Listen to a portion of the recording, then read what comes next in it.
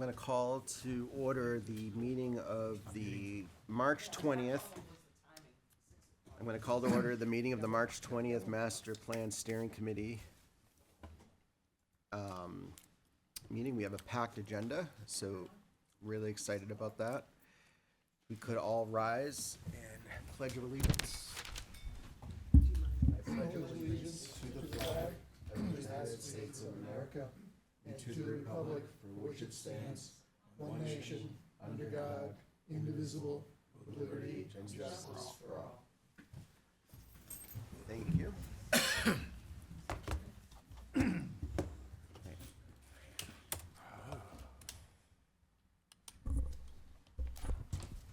So I know that we sent the meeting minutes shortly thereafter. Our last meeting. Lynn, did you receive any feedback? I So did not. The minutes went out on the 25th. I received 0 feedback, so I'm going to see if we do it as is. All right. I'd like to take a motion to accept those minutes so we can post them online. So moved. Second. All in favor? Aye. Opposed? Abstentions? Christina abstains. Excellent. Thank you very much. Next, I will open the floor to public comment, and please note that I will, like it's been a tradition the last, few weeks through these sessions, public comment, will definitely be entertained and open, throughout the discussion. So, plenty of opportunities, as this committee definitely has shown. So anyone for public comment? All right, seeing none, let's jump right into our vision statement. Oh, yes, yeah. Yeah, it looked like there was some edits to the agenda, which is fine. We'll go with the one that's on line. The vision statement review. Shall I walk through? Let's walk through, and let's, if Sylvia, you don't mind just giving us kind of a bird's eye view, a high level on how this vision statement came about. Right. And the feedback that you've received. So at the last meeting, we looked at the vision statement from 2013. We talked about quite a bit on what has changed since 2013. A lot of feedback there. We looked at the survey feedback on how people felt about Londonderry in general. And then I had worked with all of that, created this draft vision. And what was recommended and shared at our last workshop, I'll call it a workshop, was that the vision should be aspirational. We need to add responsible spending instead of small-town charm. Consider a community with all the modern-day conveniences. Add New Hampshire's unique situation and characteristics. Good environmental stewards and quality of services. So, some of the things from the revised draft vision that people provided feedback. I heard from, I don't know if it was Martha or Marge, who I Which sent one? you something. so it was Marge, I'm sorry, not Martha. And we heard from Sean, from John, and Lynn. And so some of the feedback was there's some redundancy here. And so I took a stab at a new vision, which would read, Londonderry values its unique character, agricultural heritage, and natural beauty while embracing responsible growth and modern conveniences. Residents and town officials are committed to maintaining a high quality of life while ensuring fiscal responsibility through sound investments in infrastructure, town services, and community programs. As good environmental stewards, Londonderry fosters sustainable development, preserves its distinctive New Hampshire identity, and ensures a thriving, inclusive community for generations to come. So that is after all the feedback and input, so that is that.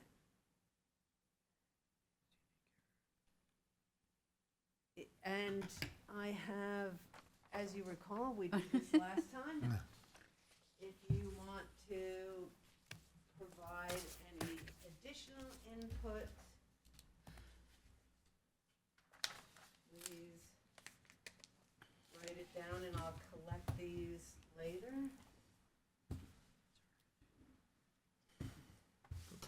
Thank you. I'll take that. Oh, great. Whoop, whoop, sorry.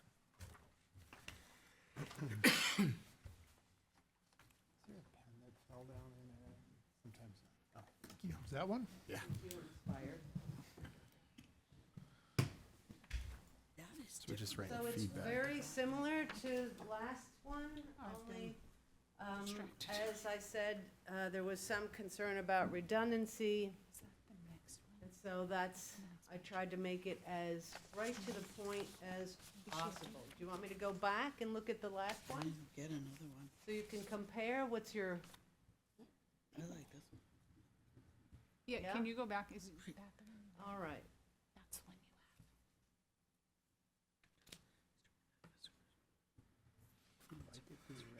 you I'm not going to.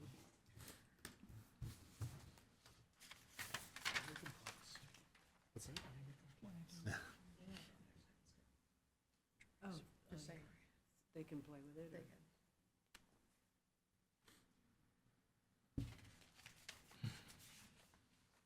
I always find that it's easier to react to something than come up with something, which is why I provided what I thought was right, down to the point. So in the new one, we, as I hoped it would do, would be to ensure we are talking about that fiscal responsibility, the unique character, the New Hampshire identity. Those were some of the things that, while still talking about town services, that kind of thing. I think someone even talked about modern conveniences, so really tried to get everyone's input in here in a cohesive manner.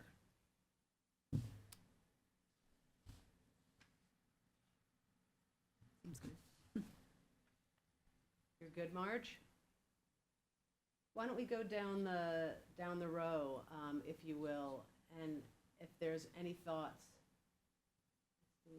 I like both, but if you go back to the other one, the Sure. first one. Oops.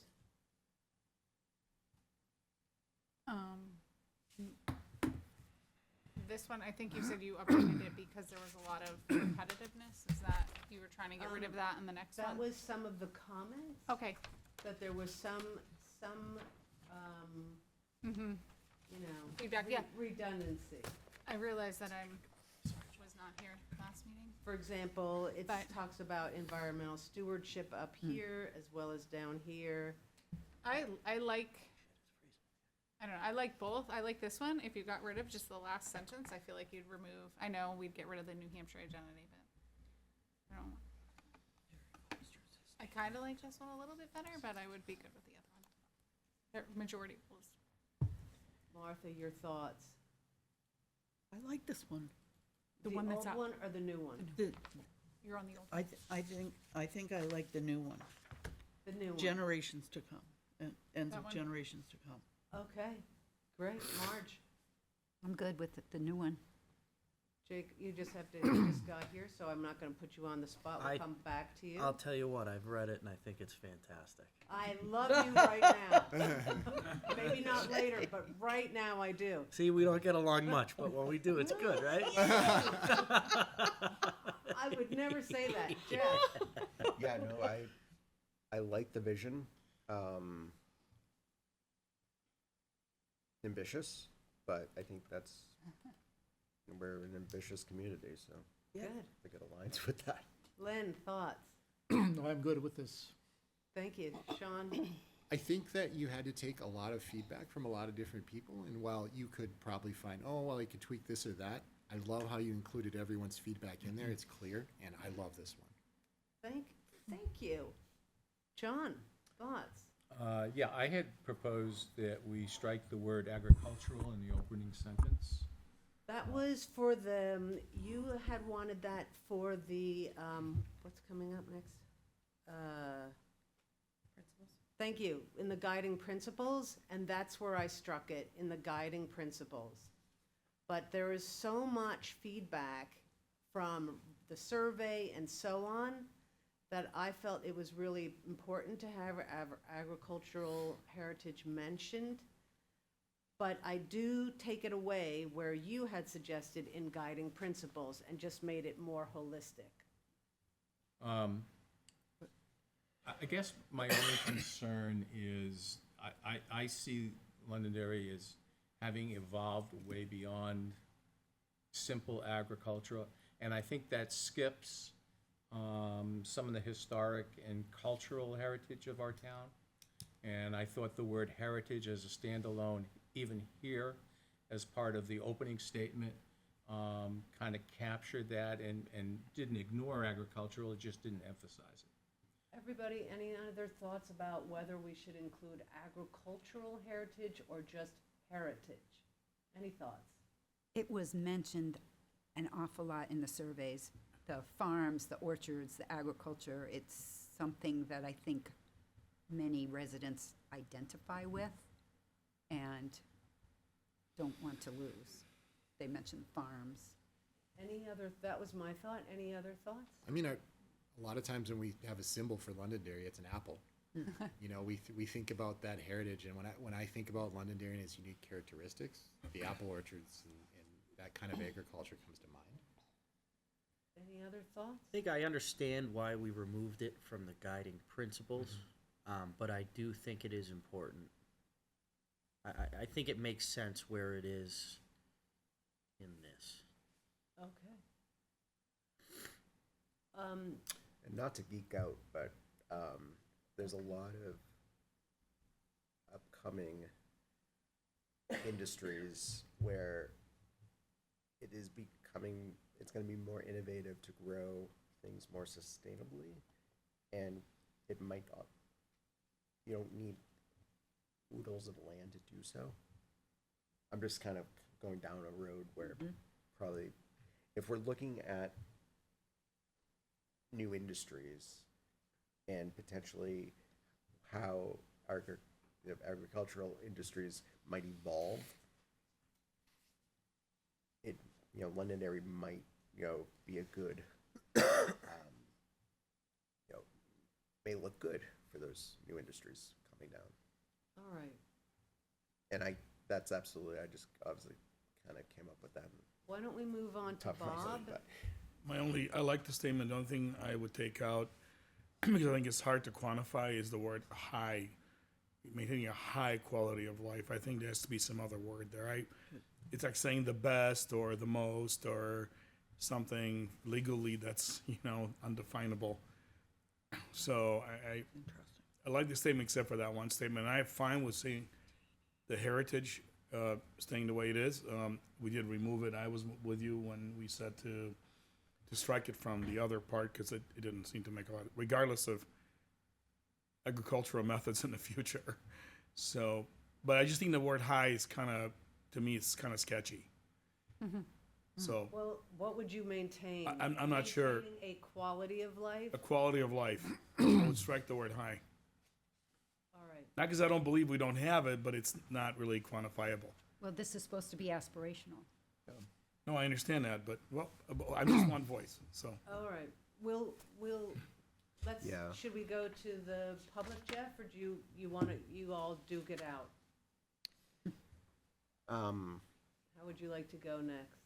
I mean, I definitely see what Rob's saying there, you know, a I had my sustainable quality of thesaurus. life. Quality of life, I mean, Well, I distinctly recall, and I don't know if it was Art or John, I think it was John, who said that we really, whether it was for the guiding principles or the vision, but to be aspirational. So I don't know that saying a quality of life is aspirational to me. But Yeah. this is your master plan and your vision. Let's think through that one. I'd love to hear feedback from the public. Feedback from the public? Use the word good, maintain a good quality of life. Like that. That's undefinable too. I was gonna say, But yeah. it's You know, not saying, unfortunately, most of the statements up there are undefinable, so I'm good with keeping high. It's not a hill for me to die on. I'm just saying that's the only word I had a problem with. Yep. It's a great statement. so what's another word for high? I don't see why we need to change it myself. Great quality of life, I agree that the word high is a weird word. But that's me. I think without some kind of quantifier, I mean, for example, imagine if it said mediocre. Right. I mean, Passable. or a poor. I Passable. mean, Survivable. is that, Subsistence. is that really, I mean, that's why. Sustainable. You really are, the goal is that you're thriving here. But when I hear the word high, I think of rich, like financially rich. But that's just how I hear it. I mean, I look at it as aspirational, it's a goal where you wanna get. If you don't get to your goal, goals have to be higher than what you are. Just leave it the way it is. It's fine. Yeah. All right, I'm seeing nods to leave it the way it is. Do you want to do a motion, Jeff? Is there any other feedback aside from being high? I want to be comfortable. From my perspective, it's, I think it's good. Is comfortable a better word? No, No. just leave it- Good. No. leave it the way it is. Yeah. I'll make a motion, Mr. Chair, that we adopt this language. I'll As is, Second. Adopt the draft of this. adopt the draft of the language. Second. All in favor? Aye. I, Any opposed? Abstentions? All right. So, let's move on to the guiding principles. So the last time we met during our work session, so if no one wrote on their yellow card, keep it and you can write on it about the guiding principles. All right. These were the last guiding principles. Again, that the last work session, we reviewed the 2013 guiding principles. We looked at the feedback from the survey. We had created this out of those two things. And the recommendations were to change small town charm to invest in cultural and historic heritage. Embrace is not measurable or strong enough, prefer invest, focused on housing choices and diverse housing, include support and maintain level of services, add infrastructure to a well-functioning community, focus on quality education versus school, needing more support, and split the balance of growth and housing. So, from the feedback we received from sending this all out, these were some of the suggestions: promote instead of support, with that emphasis on future needs. Remove number 5, remove the agricultural businesses, because we're looking at all businesses. Number 6, that was somewhat rewritten to say establish policies and objectives that encourage housing diversity and provide a variety of housing choices, and instead of prioritize but value education and family-friendly environment. So how that looks in the end is this. So the new or revised guiding principles guide balanced growth and compatible development, promote efficient municipal services and high-quality infrastructure with consideration for future needs, invest in cultural and historical heritage, and community engagement for all ages and abilities. Support environmental stewardship, establish policies and objectives that encourage housing diversity and provide a variety of housing choices. Create community transportation connections from walking to riding to driving. Value education and family-friendly environment.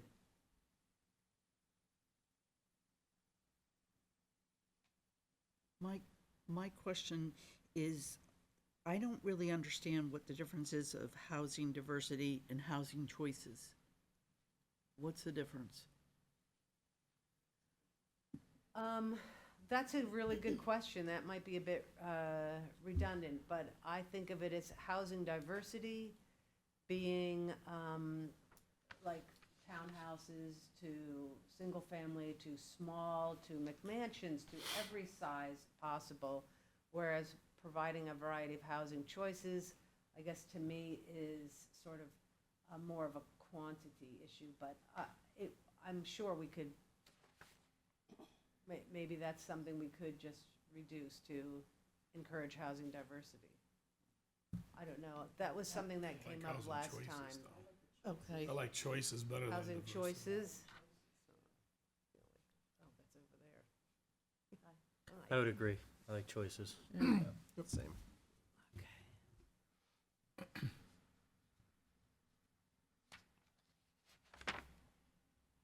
Any other thoughts? So I'll take out, so I'll just say objectives that provide a variety of housing choices. All right?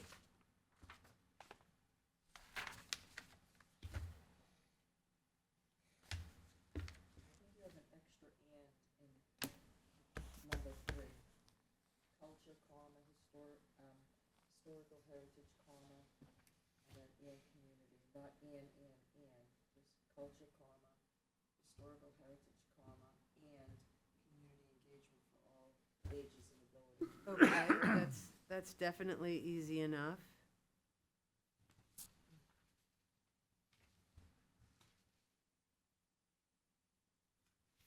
Number 7, the value education, that's just us as a town, like valuing education, because the master plan really, unless we have the school here, they're gonna run that as a separate entity in town, right?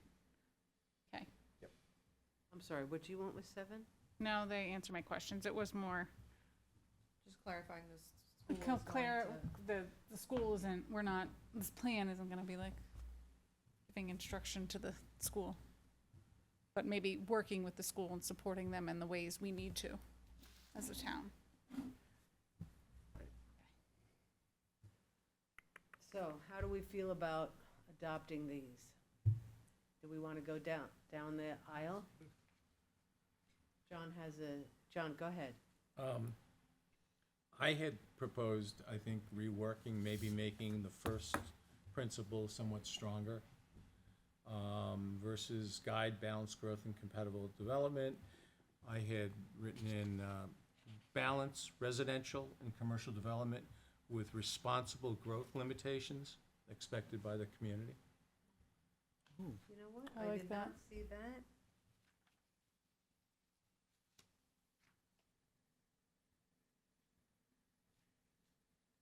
So could you repeat that, John?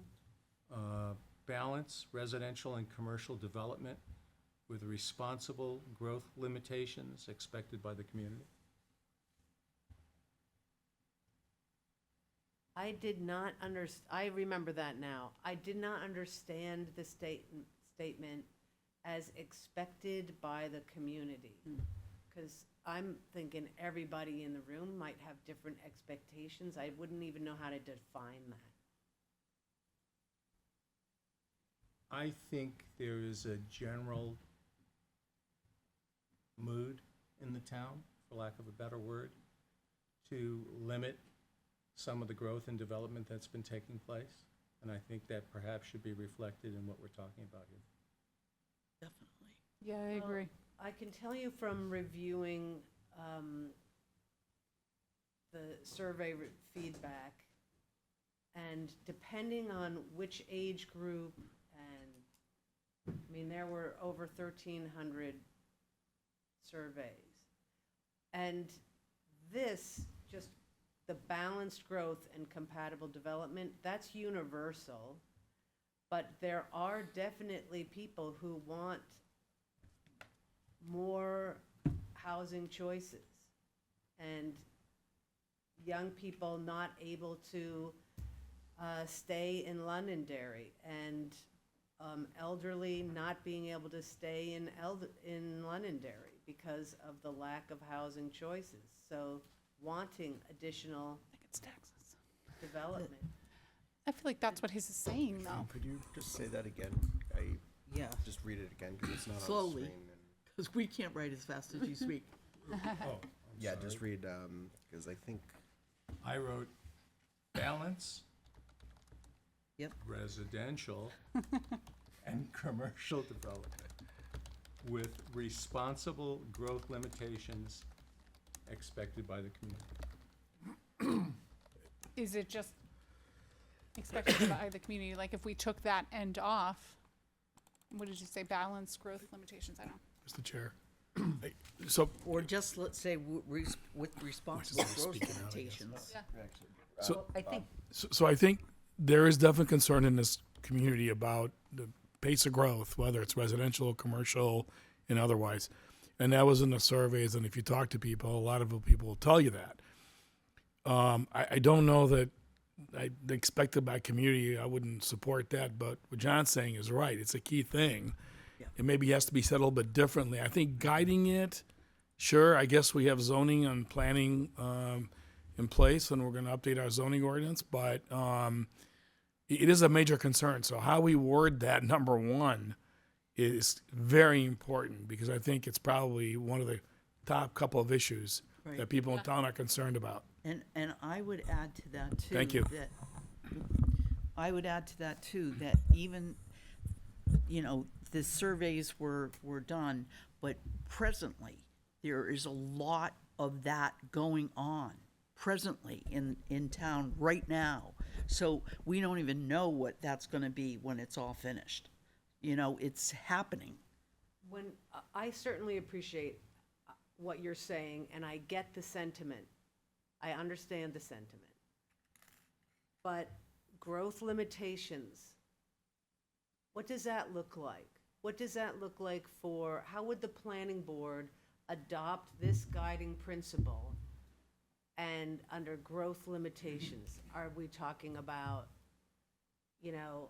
back when there was a lot of growth in the 80s and 90s, communities adopted, all kinds of growth restrictions and all kinds of stuff, and got themselves in trouble. So what is responsible growth limitations? What does that look like? But I would challenge to say that balanced growth is the same terminology. What's balanced growth? Limitations, at least it's No, kind of. you're not specifically saying that you're gonna limit anything yeah, I think necessarily. limitations Correct. is the And problem. I think that it's important to remember this is an advisory document for Correct. the land use boards to use to then generate the regulation. And so if you're saying you want a principle to be guide, balanced growth, and compatible development, I think then a land use board can look at that and say, at that time, when you're going through a regulatory update, does that mean a GMO, a growth management ordinance, or does that mean more housing choices? I think it also carries Could mean forward both, so. better yeah. because it's not so specific. So that the way it was worded, the way John worded it, it's very specific. And as things change, that statement doesn't evolve very well when we go into like, okay, what's year 2 and 3 and 4 look like? This addresses it, but also addresses past that point. And who knows when we're going to update this? Hopefully, it's not 10 years again, but Hopefully it's in about 5 years. Yeah, in about honestly. 5 years. That was the whole point of, Right. of trying to condense this down a little bit, but I do think that, again, you have to look at if Yeah. even within a 5-year time frame, again, it might, in 3 years from now, it might be, we still need more housing choices, but hey, our master plan says we have to limit growth. We have to put some limitation on it. How do we do that? What does that What if we regulation just said look like? responsible? I was going to growth? just say, if you say guide responsible, it read my mind, guide responsible balanced growth. And just add the word responsible, and I'd be good with that. What's down below?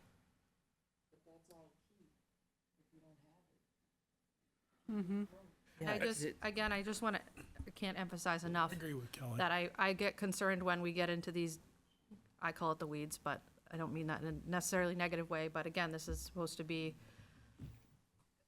a long-term planning document that can be applied to multiple years. You're supposed to be able to look back on it. It shouldn't be so specific that it's unusable, if that makes sense. If it's not gonna give you the ability to refer to it and actually utilize it. But at the same time, you have to look at what we actually have in Londonderry. What available land do we really have to, you know, and that's not gonna get more. That's not gonna be more. Londonderry has boundaries in it.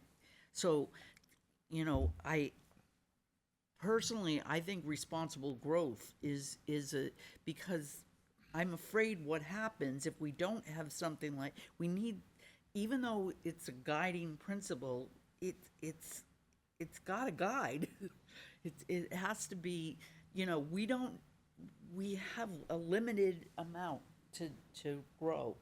So I'm hearing, Martha, are you saying if we look at the first one that's up here, guide balanced responsible residential, growth commercial and development. compatible development? Instead of guide balanced growth? So guide responsible growth and compatible development? Is that what you're suggesting? Or responsible balanced growth is okay. Responsible, comma, balanced growth? I don't know.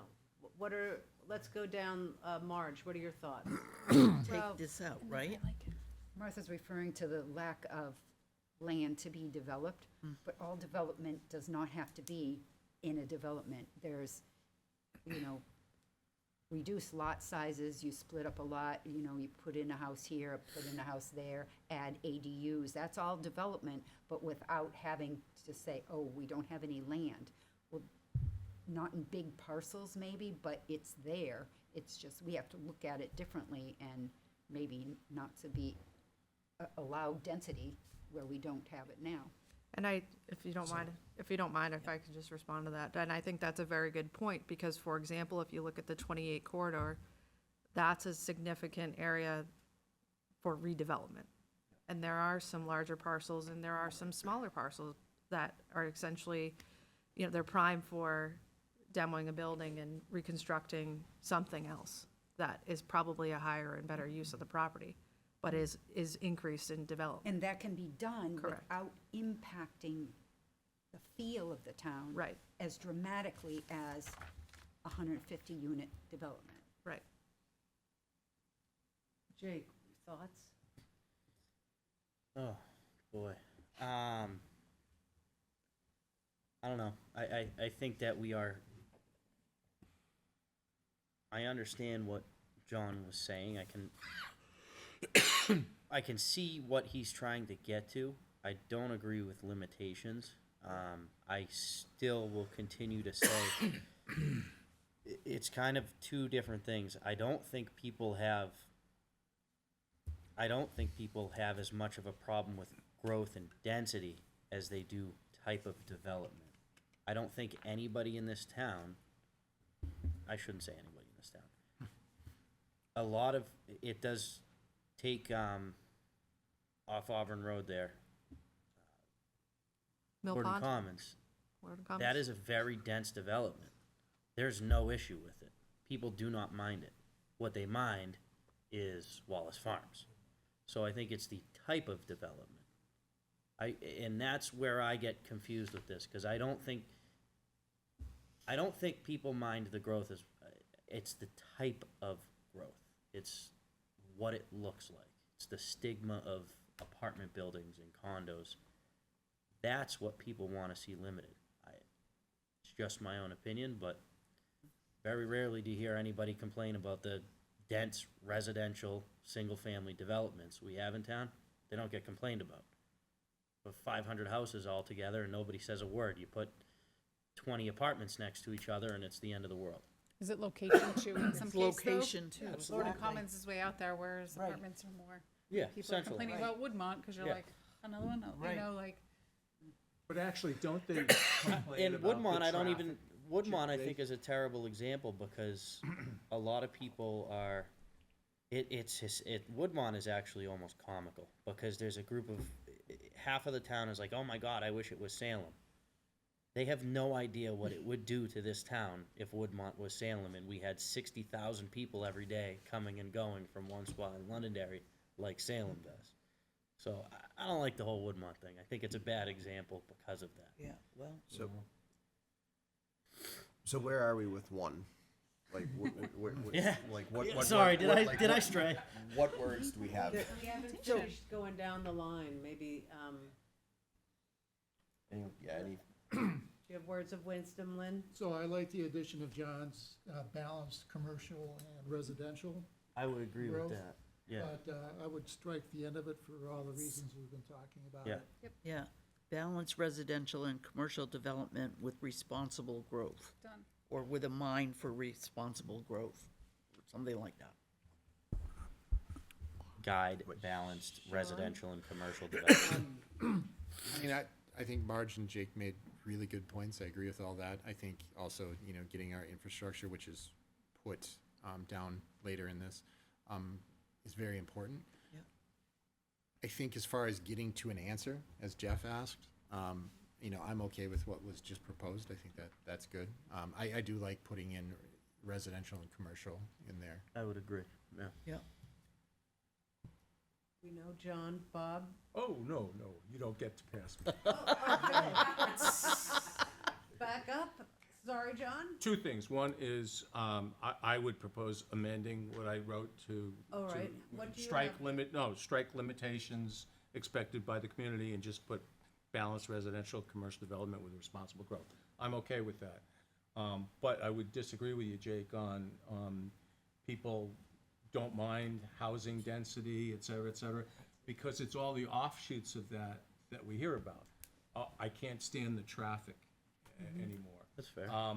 I can't afford to live in this town because the infrastructure costs have gone up so significantly that I can't pay for things anymore. I can't stay here. So, I think maybe we're right.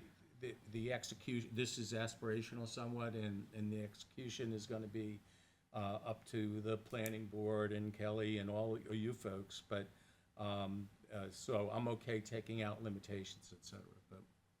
Okay. I'm okay with what John said. I also think that this number one is a real third rail. We could spend 3 hours on it. I hate to say I don't agree with you either on what you said, but I think I'm fine with what John's changes are. It's Yeah. fine. Okay. So right now, what we have, what was guide balanced growth and compatible development.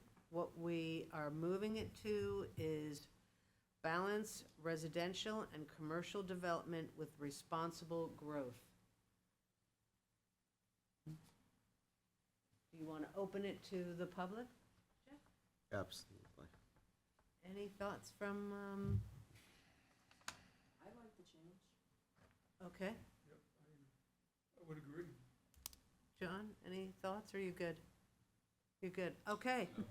We will make, so I have 3 changes. The little bit of change on number 3, just knock off an "and," so that's an easy one. On 5, we're taking out the encourage housing diversity, and we're just providing a variety of housing choices, and we've already talked about 1.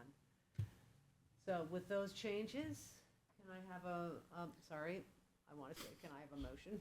But I think that's your job, Jeff. Wait, do we want to go line by line, do a motion for everything? No. Or just we've like done just that. one? Do it all. Motion, right. Mr. Chair, I'd like to make a motion to adopt the guiding principles as amended I'll second by that. what we just discussed. I'll second that. So, the reason I said that is I just want to verify, no one else has any other feedback on the other 6 other principles, No, correct? that's good. Good. Okay. Motion on the table. Motion's on the table and second it. And second. Yep, and second. I think Lynn or Sean. All right, all in favor of adopting the draft of of the guiding principles as amended, please say aye. Aye. Opposed? Chair will vote in the affirmative. All right, congratulations, and it's only 6:45. Don't jinx it. So, regional context. Last time, what we did was we talked about some of the major changes since 2013. You can see on the map, the red is everything that has happened since 2013. Growth in the Manchester Airport area, housing costs and housing availability has certainly changed. There's been population shifts and large projects such as Exit 4A, so we talked about that. Some of the feedback we reviewed, for example, what level of concern do the following elements have? And the top ones are in the blue: potential watershed contamination, loss of agricultural and farms, increased traffic, environmental pollution, urban sprawl. And so some of the key issues from those who provided feedback on what we should include in the update: lack of housing diversity, availability of safe drinking water, concerns about traffic both locally and regionally, what strategies should the town focus on, addressing an aging population, the fact that there's no available housing for Londonderry's young adults, and removing regulatory roadblocks. So some of these are not necessarily what I consider regional. For example, the regulatory roadblocks, that's really something that we're looking at in, the HOP grant and down the road when the zoning gets looked at. But the rest are what you all have brought up as focus areas. Would you like to add to these? I know we only had 4 people respond to the email inquiry. Would you like to add to these? Would you like to, highlight something different for regional context? I would just like to discuss the available housing for Londonderry's young adults, and this whole affordability issue is something that I'm really grappling with, because I think that affordability is set by the market. Exactly. And I don't, there have to be areas that are, that people, that get to be in a sort of overpriced area or whatever, and those places are not places that are available to everybody. It's a little embarrassing, but I grew up in Wellesley, Massachusetts. Very high-end place, very wealthy.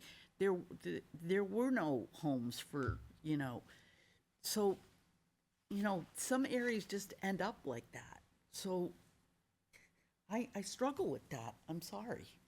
Yeah, I agree with you. We talked about it last meeting and a meeting before that. I think the market, unless you have federally subsidized housing, the market is going to dictate what people build, because developers built to make money. A studio with Woodmont is over $2,000, a studio, okay, rental. So, and I know when I was a young person, and we both were professionals, young professionals, we couldn't necessarily live where we wanted to live. We had to live somewhere else and then move later. Right. So I think I struggle with that as well. We had, you have accessory structures that, there's a lot of ways to deal with it, but I don't think, I struggle with it. I don't like it either. I'm just being honest. I don't think it's in the purview, frankly. I think we addressed it through diversity and various housing options. Right. And it's not up to Londonderry to solve everybody's housing option. Right. I'm sorry to say that, but. I agree with that. I agree with that. I agree that it's market driven, and I think that's where the number 3, what strategy should the town focus on is, I'm not quite sure what authority the town has, but I think advocating removal of regulatory roadblocks at the state and national level. If you're really kind of looking at like why houses are so expensive, look at how, look at the regulations that, importing lumber and, importing kind of those types of kind of functions. You gotta look at it at that macro level. Right. This committee's not solving that. That's correct. It's outside of our purview and most likely, realistically, our intelligence. But it's really, but I think advocating for kind of, removing regulatory roadblocks in a good way. And so, I mean, that's where I think if we were to say, yeah, we want to promote affordable housing, but we promote affordable housing by, by advocating what we can advocate for and have the changes at the state and national level. Changes are being made or proposed at the state level. Yes. And you say, young kids can't afford to live in Londonderry. It's not just Londonderry, it's the entire country. It's Yeah. the state. We're not unique to this. No, you're absolutely right. right. It's such a macro issue. So so we don't solve it, how do we solve it? Well, I mean, there are that things there- belongs, So, but that's the HOP stuff, the HOP grant and the zoning and the, could I maybe I'm missing something, but the affordability factor, when I read no available housing for Londonderry's young adults, for example, I don't necessarily immediately think of affordable. I think of Yeah, just housing. There's no housing houses? choices. Right. Or like an ADU, which may or may not be affordable. So I guess getting hung up on affordability, I'm a little confused. When I think of regional context and housing and young people and your businesses, I think about the missing middle, so whatever that is to people, but I think about the employers who are having trouble staffing their businesses and they cannot attract people to their businesses because there is a lack of housing. That to me is a regional issue. And The lack of- also, yeah. it relates housing with businesses.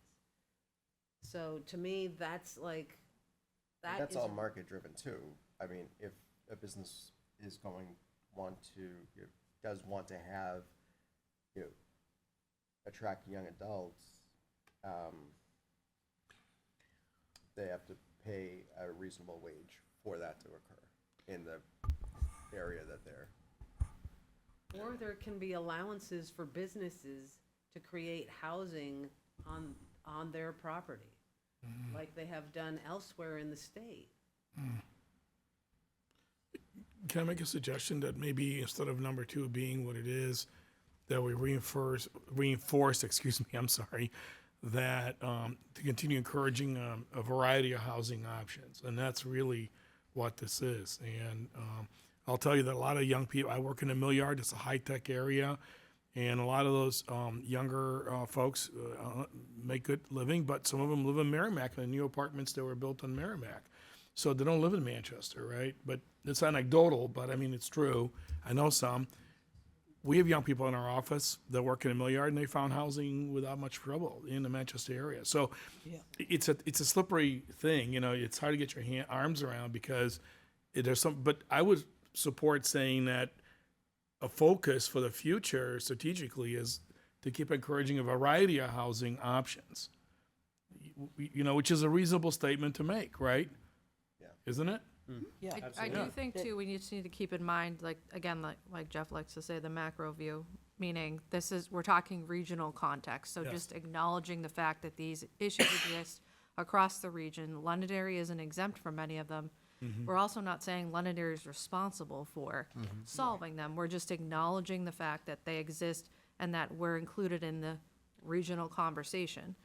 To what degree is up to us. But I do think it's important just to acknowledge these points so that, again, 5 whatever years from now, you look back and say, well, yeah, we knew this was a regional issue at that time, so maybe now we have to make a change to participate in whatever is going on in the region at that time.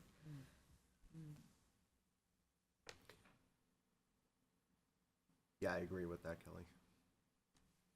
All right, so we have a revised statement for B2? Yeah, I think just very similar, Mr. Chair, to what we had in the prior, that a strategy would be to encourage a diversity of housing options, which kind of covers everything. Yeah. And it's short and sweet and to the point, right? Yep. Yeah. Okay. Anyone in the public? Yes, please. Yes, Deb. Do I have to get up and speak again? Just because we're being recorded. Sure. Deb Paul, 118 Hardy Road. I like some of the comments that are being said. What are we missing for diversity in our housing market is the question. What is missing? We have apartments, right? High-density apartments.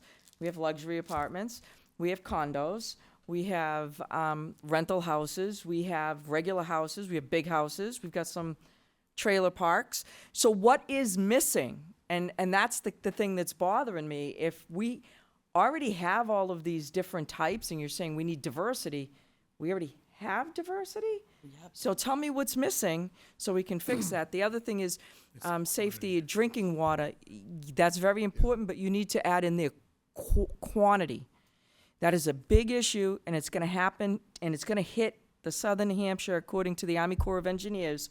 Southern New Hampshire is going to hit, if we have another big drought, we're in big trouble because we don't have enough water to service everyone, and wells will dry and whatever. And so that is a big regional problem, if you ask me, looking to figure out how to do that.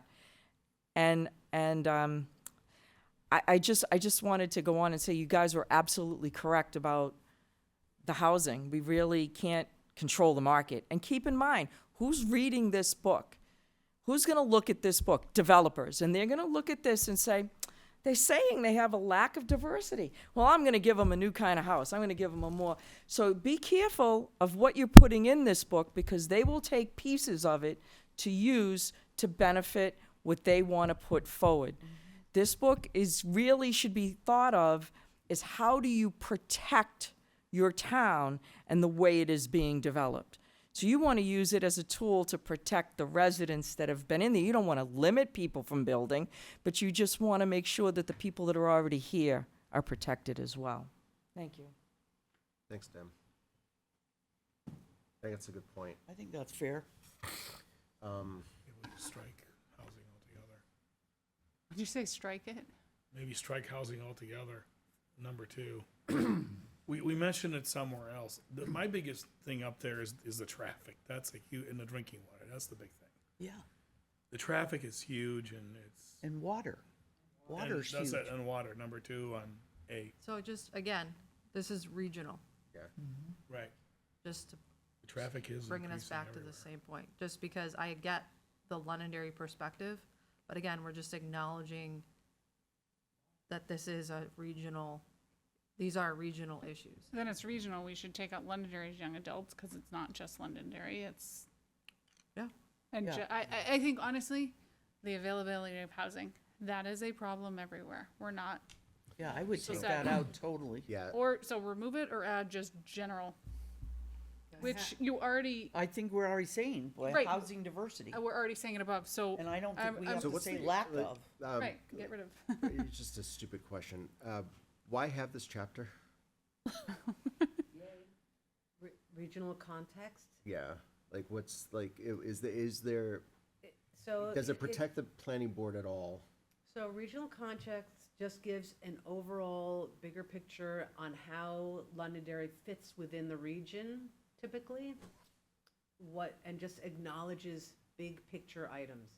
There are no recommendations, it's just sort of focus areas and just an acknowledgement of that big picture.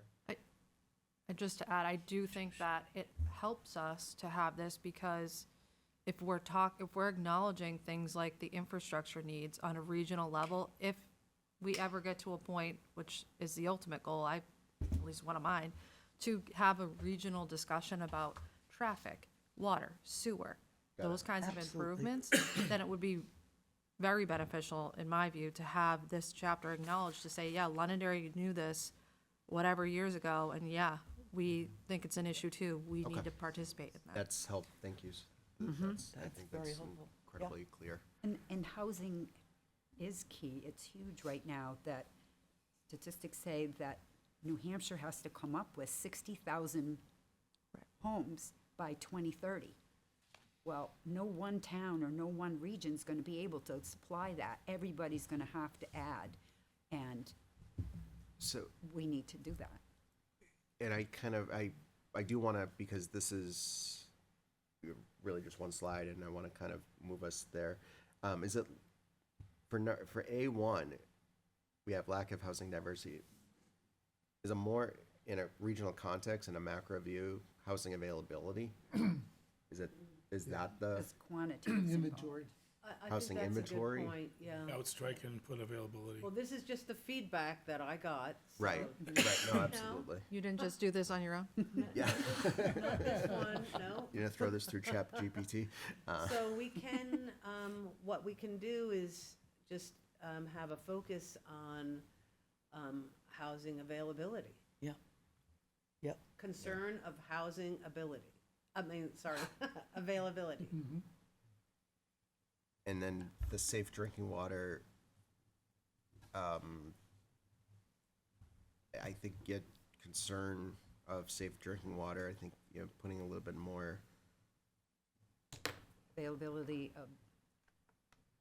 of, the quantity and quality Quantity. of available water, Quantity and quality. of available water. yeah. So that's quantity and quality of available. Mind you, this is, there's nothing for you all to vote on tonight for this. I It's just just wanted to feedback. sharpen it Okay. a little bit. Yes. Because what you'll see the next time is you'll see the actual chapter, the draft chapter, and you'll see that as more written paragraphs. There will be some, in that sort of a discussion about this effort here and narrowing down the most important focus areas. So, Yep. That's good. So I think, we had a good conversation on that, and maybe Sylvia, you'll take that feedback, incorporate it in, we'll have another reaction yeah. Yeah. when we meet again, I think. Okay. Good convo on that one. All right, next. Okay. Next. All right, it's gonna get so much easier now. That's supposed to be funny. Housing, so, Sylvia, excuse me, did we skip something? I had a section on land use strategies. I left that to last. Okay. Yeah, that's mine too on page 3. Yeah. So, Four. housing. All right, just to give you an idea, this is your zoning map cut in sort of half, where we see the airport region, and this is the Route 28 corridor. Then you see the southern part.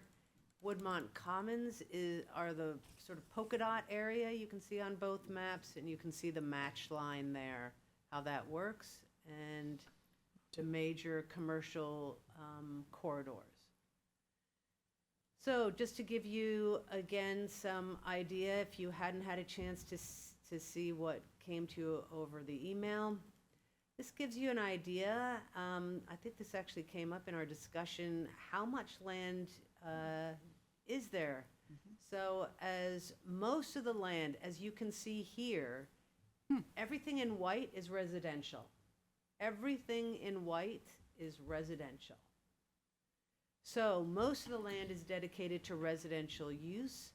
So let's look at parcel size. So single-family home parcels, and this is a size comparison. This is the number of parcels, the percent of all the single-family home parcels, the acreage, and the percent of all the home parcels and percent of the town area. So you can see parcels, single-family home parcels less than an acre. So there are 1,500 plus or minus acres, and it's 6% of the town total area. Acre 1 to 1.9, so just under 2 acres, and you can see it's a bigger percentage. 19% of the total, 2 to just under 5 acres. You can see the number of acres dedicated to that and as part, a percent of the total, and so on and so forth. So as far as how many properties are left that are large properties, so there are only 616 acres, so about 2% of the total. All right, I thought this was important for everyone to Interesting. digest. Very There's a lot interesting. here. This will be within the actual chapter, but I wanted to show you. Here's another one that will maybe be eye-opening for some of you, housing growth over time. So you can see, and the choices were to sort of be very bright, where there were the most housing that was built between 1970 and 1990. And then you had a couple decades there in the 1990s to 2000, and then 2010 to 2019.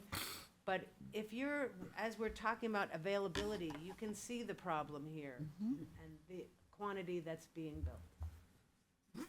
Okay. All right. So, survey feedback again. This was important. What's the most important housing issues that town departments and boards should prioritize? Overall, responses reflected a strong desire for sustainable growth that prioritizes community needs, affordable housing, and the preservation of Londonderry's unique character. And you can see here preservation of the small town character, balanced development and housing diversity, affordable housing concerns, opposition to overdevelopment, traffic and infrastructure needs, taxation and financial burdens, impacts on schools and community services, and community amenities. Now, everybody was sent this as well, the 2013 strategies, and what, if any, should we continue through to 2025? If it's not highlighted and it's grayed out, some of you had suggested that we get rid of it.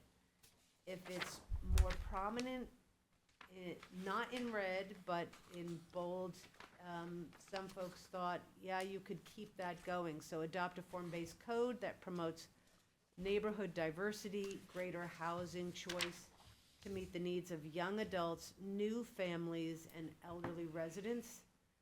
Things that people thought we didn't need as much, the active living, including policies that promote more walkable development, become a hubs for sustainable development, promoting green town principles and technology, develop of a town center that promotes small-scale development, include new standards to allow assisted living. Some folks had issues with this. And then retrofitting for mixed-use development. What we had suggested in the last meeting, I don't know, oh yeah, okay, here we go.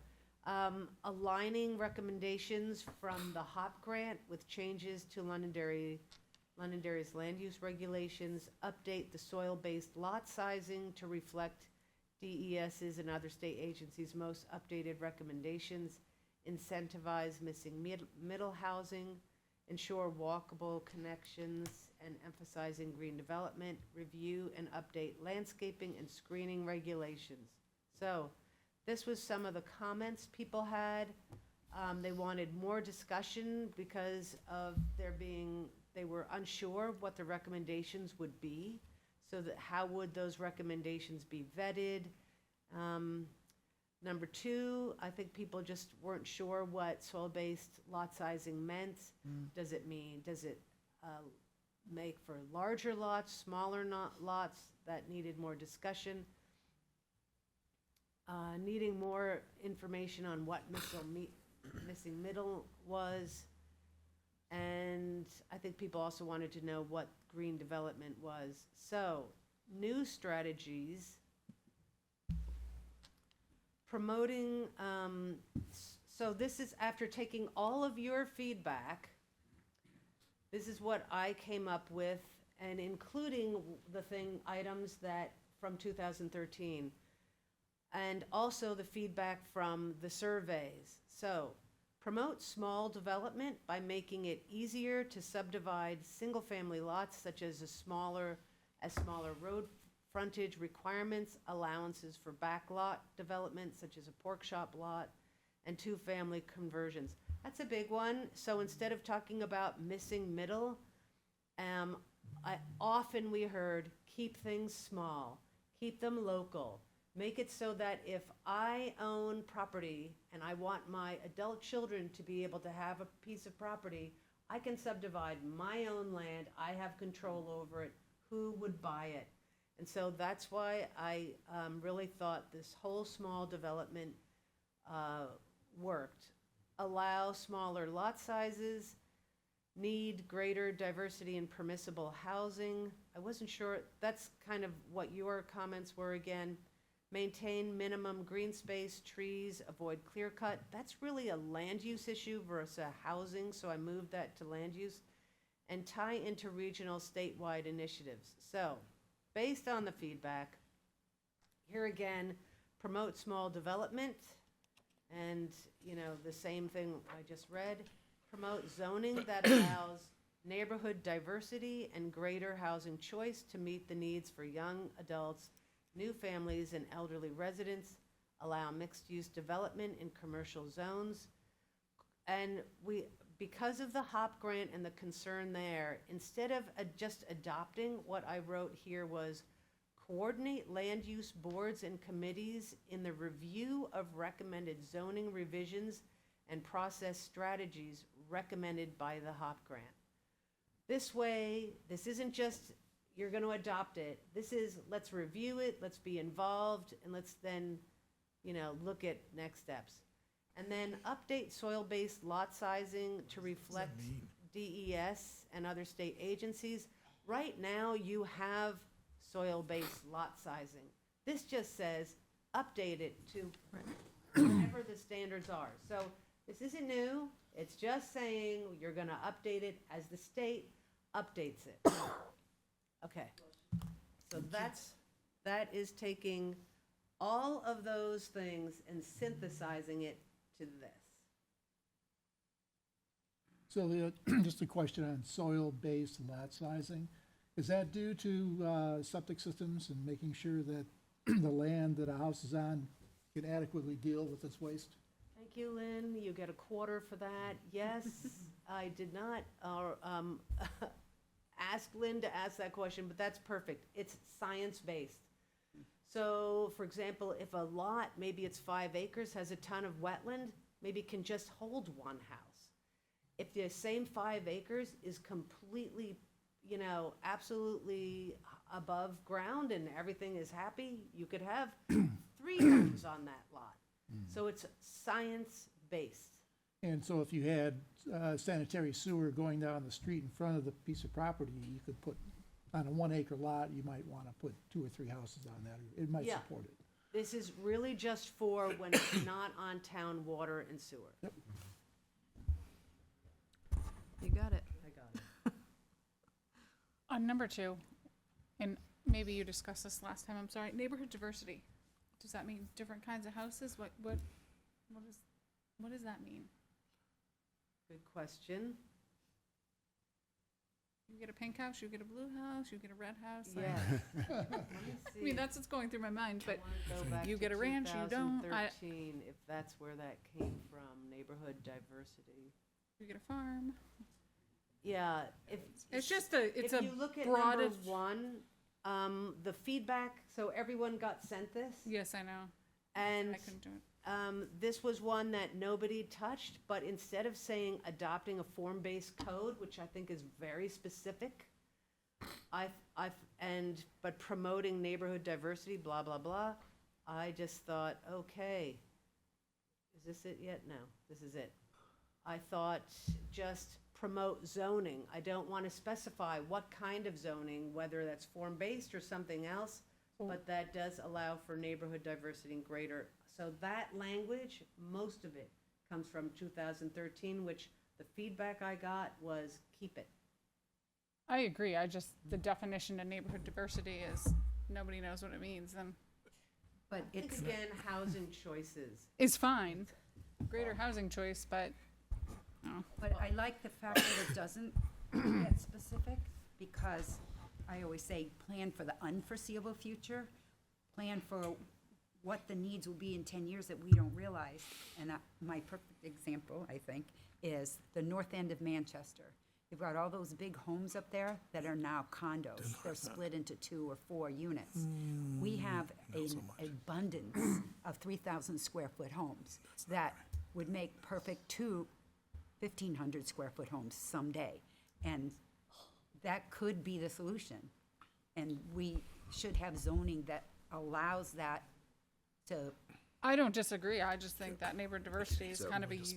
Oh, sorry. Bob wants to say I was going to just say, so I think this is a complex issue because those who study planning, and I know some here do, you have either concentric growth in the middle of a town center, maybe a railroad station, a commuter station or something.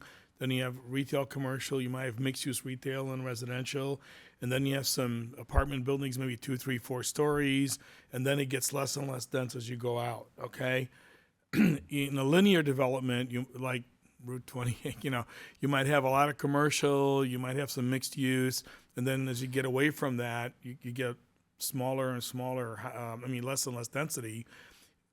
People want to buy a home in a place where they know you're not going to come in and you're going to subdivide your home into 3 homes next to mine, which is going to lower my property value. And I'm not so sure about the North End because we have a lot of people in our office who live in the North End, but maybe you're right. So I think when you look at this slide, the problem with our municipality, our town, is that we're totally disjointed. We have 2 exits, we're cut in half by 93 and other roads, and we have all these different disparate sort of centers, and there's not, in the 2013 master plan, it talked about that town center, and there were some great drawings about that and what it would look like potentially, and that was a great idea. But how you do it in this town, given how spread out we are, you have a Woodmont here, Gilchrist there, or this and that. You have Lorden Commons here, which is residential only. I don't know how you do that, but I will tell you that I think my personal feeling is that you have to respect certain zoning, layered zoning about density, and you can't just spot zone. I'm going to build some townhomes here. I'm going to build a 5-story apartment building here, and I live in an area that's got minimum acreage of 2 acres with nice big homes, and you're going to come in and subdivide that into 3 homes right next to mine, right? So that's the challenge, I think, about this slide. And our town has some challenges physically because of that. Unless you're Salem and just build an ersatz town out of nothing, right? So, thank you.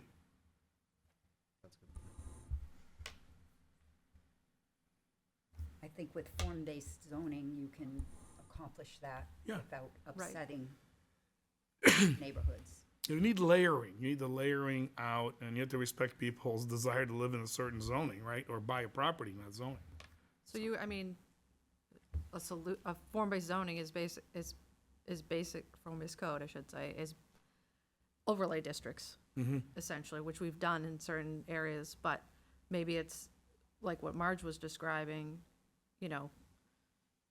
a diverse neighborhood, you're taking maybe existing homes and splitting them just into 2, and they're still 1,500 square feet each. So you're maintaining that diversity within what was a single-family home residential development, but it's diverse in the sense that you're just sprinkling in these,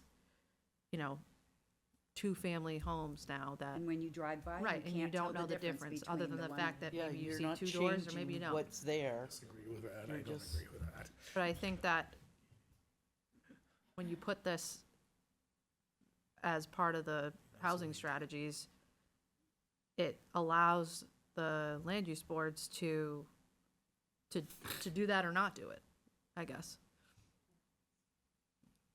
I think I'm just struggling with the word diversity, thinking now like, oh, do you have all different kinds of people? Like I'm looking at like people moving in versus neighborhood variety, because of variety of homes. But I won't get hung up on that, and I don't have a problem with it. We got It's too woke.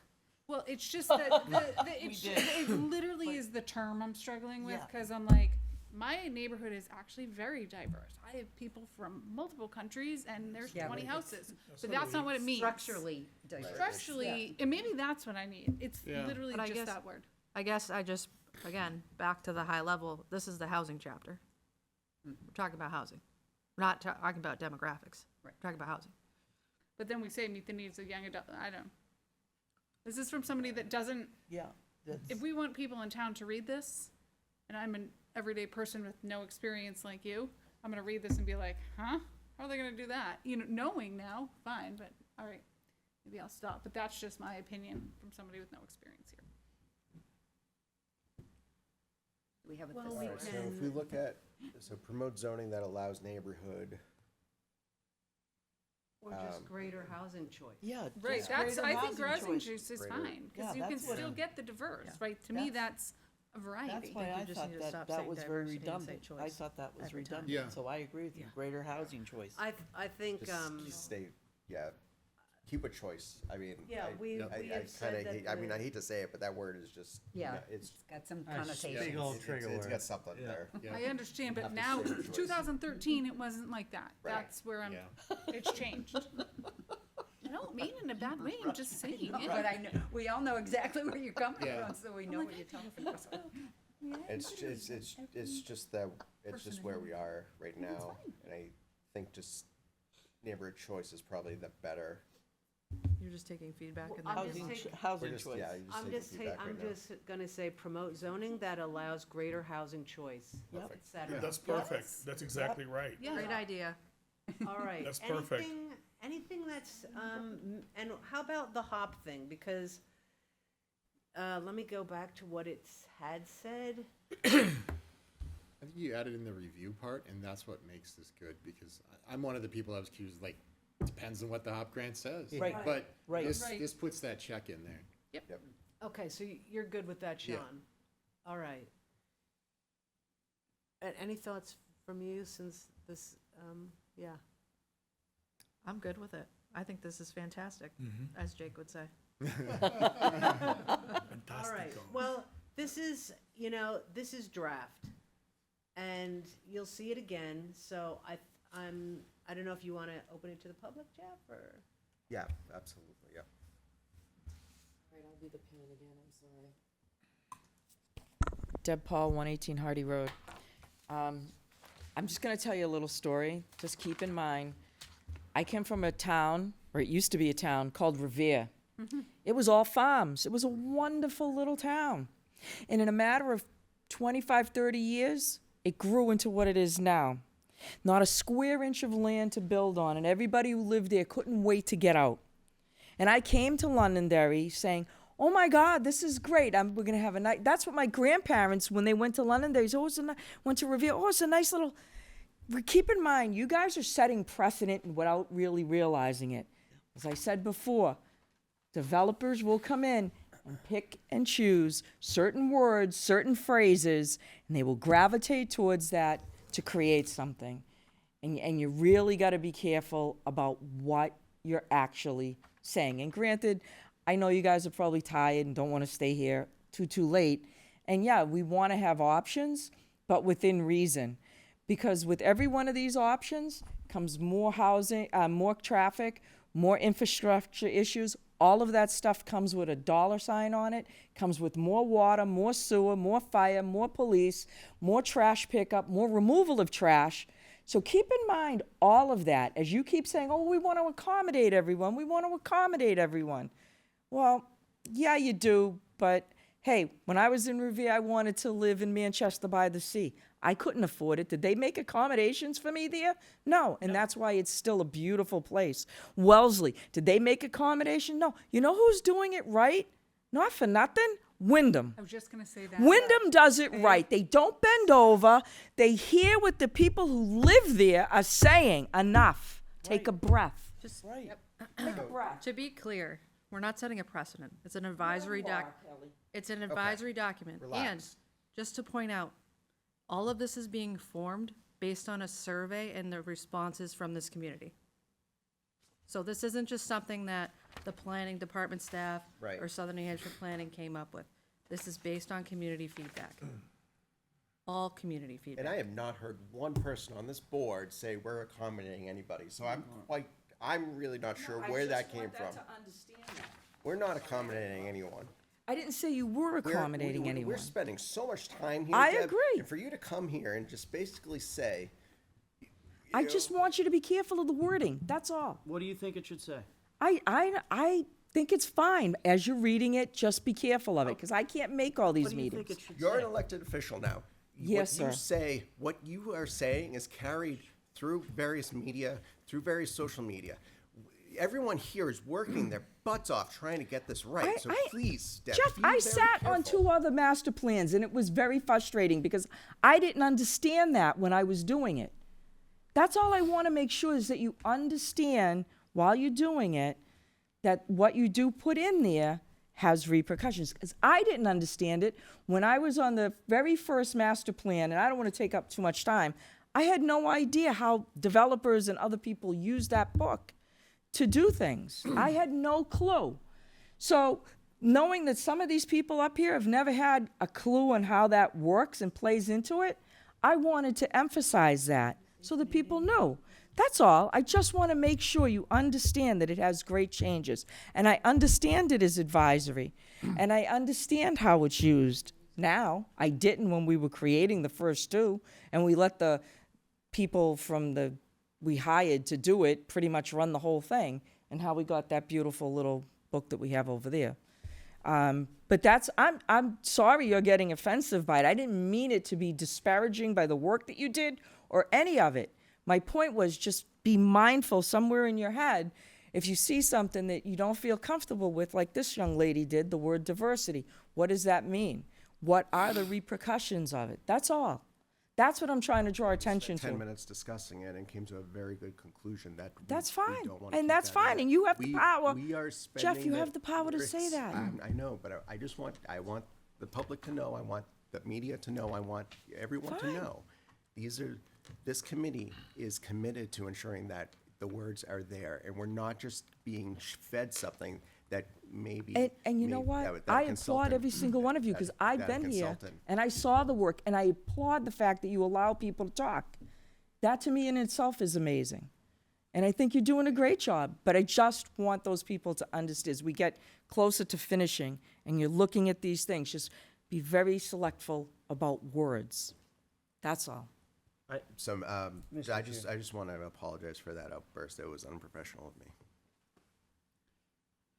I would just ask Deb, what do you think it should say? I'm sorry? I would reiterate my comment of what do you think these should say? Because it's evident that you disagree with them, and you're coming up here saying, we need to watch what we say, but you have no other advice besides watch I what you say. worry, I'll tell you, I just think that, I'm going to go back to what she said. I think there needs to be a little, what do you call those things, like a box, a key, that has a clear definition of some of those words, like you talked about, form-based, diversity, what you mean by those words. It's not so much what you're saying, it's just making sure that it's clear so that nobody can say, well, my interpretation of form-based my understanding of form-based was basically it's you show people kind of like a picture of what you're looking for. And diversity, when I look at houses in developments, they're all cookie cutter. They all look the same, different colors, maybe a little different front porch, but they all look the same. So what does that word actually mean? So you're saying diversity in the use of that house. Is that what you're saying? Like, because that's think what we you were took that kind of out, saying, but right? we That, took- like, got rid of it's the use diversity of that out, house. Like, yeah. We took that I'm out. just saying, it's just a little key thing as to what certain words who could have different meanings, just so everybody's on the same page when they're looking at it.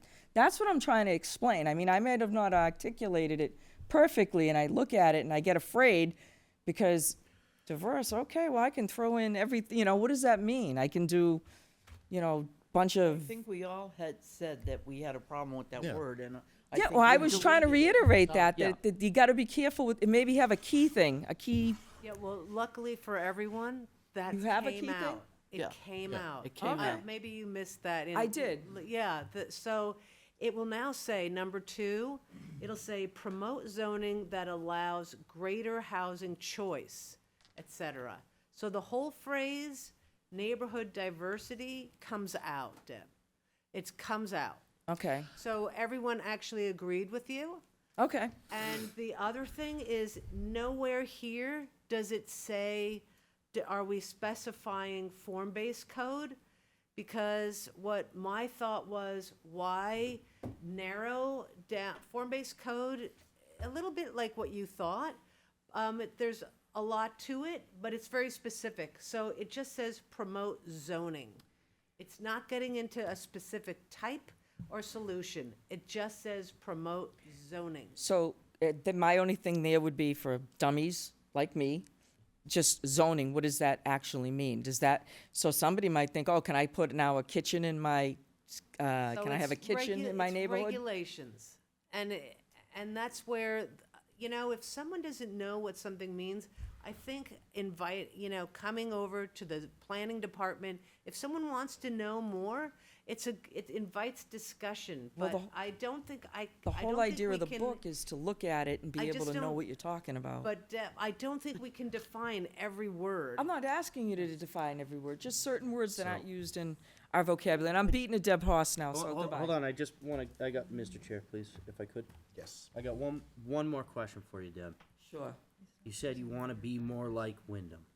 What does that quantify to? What To is me, that? I feel like Wyndham has done a really good job in controlling the growth, the type of growth.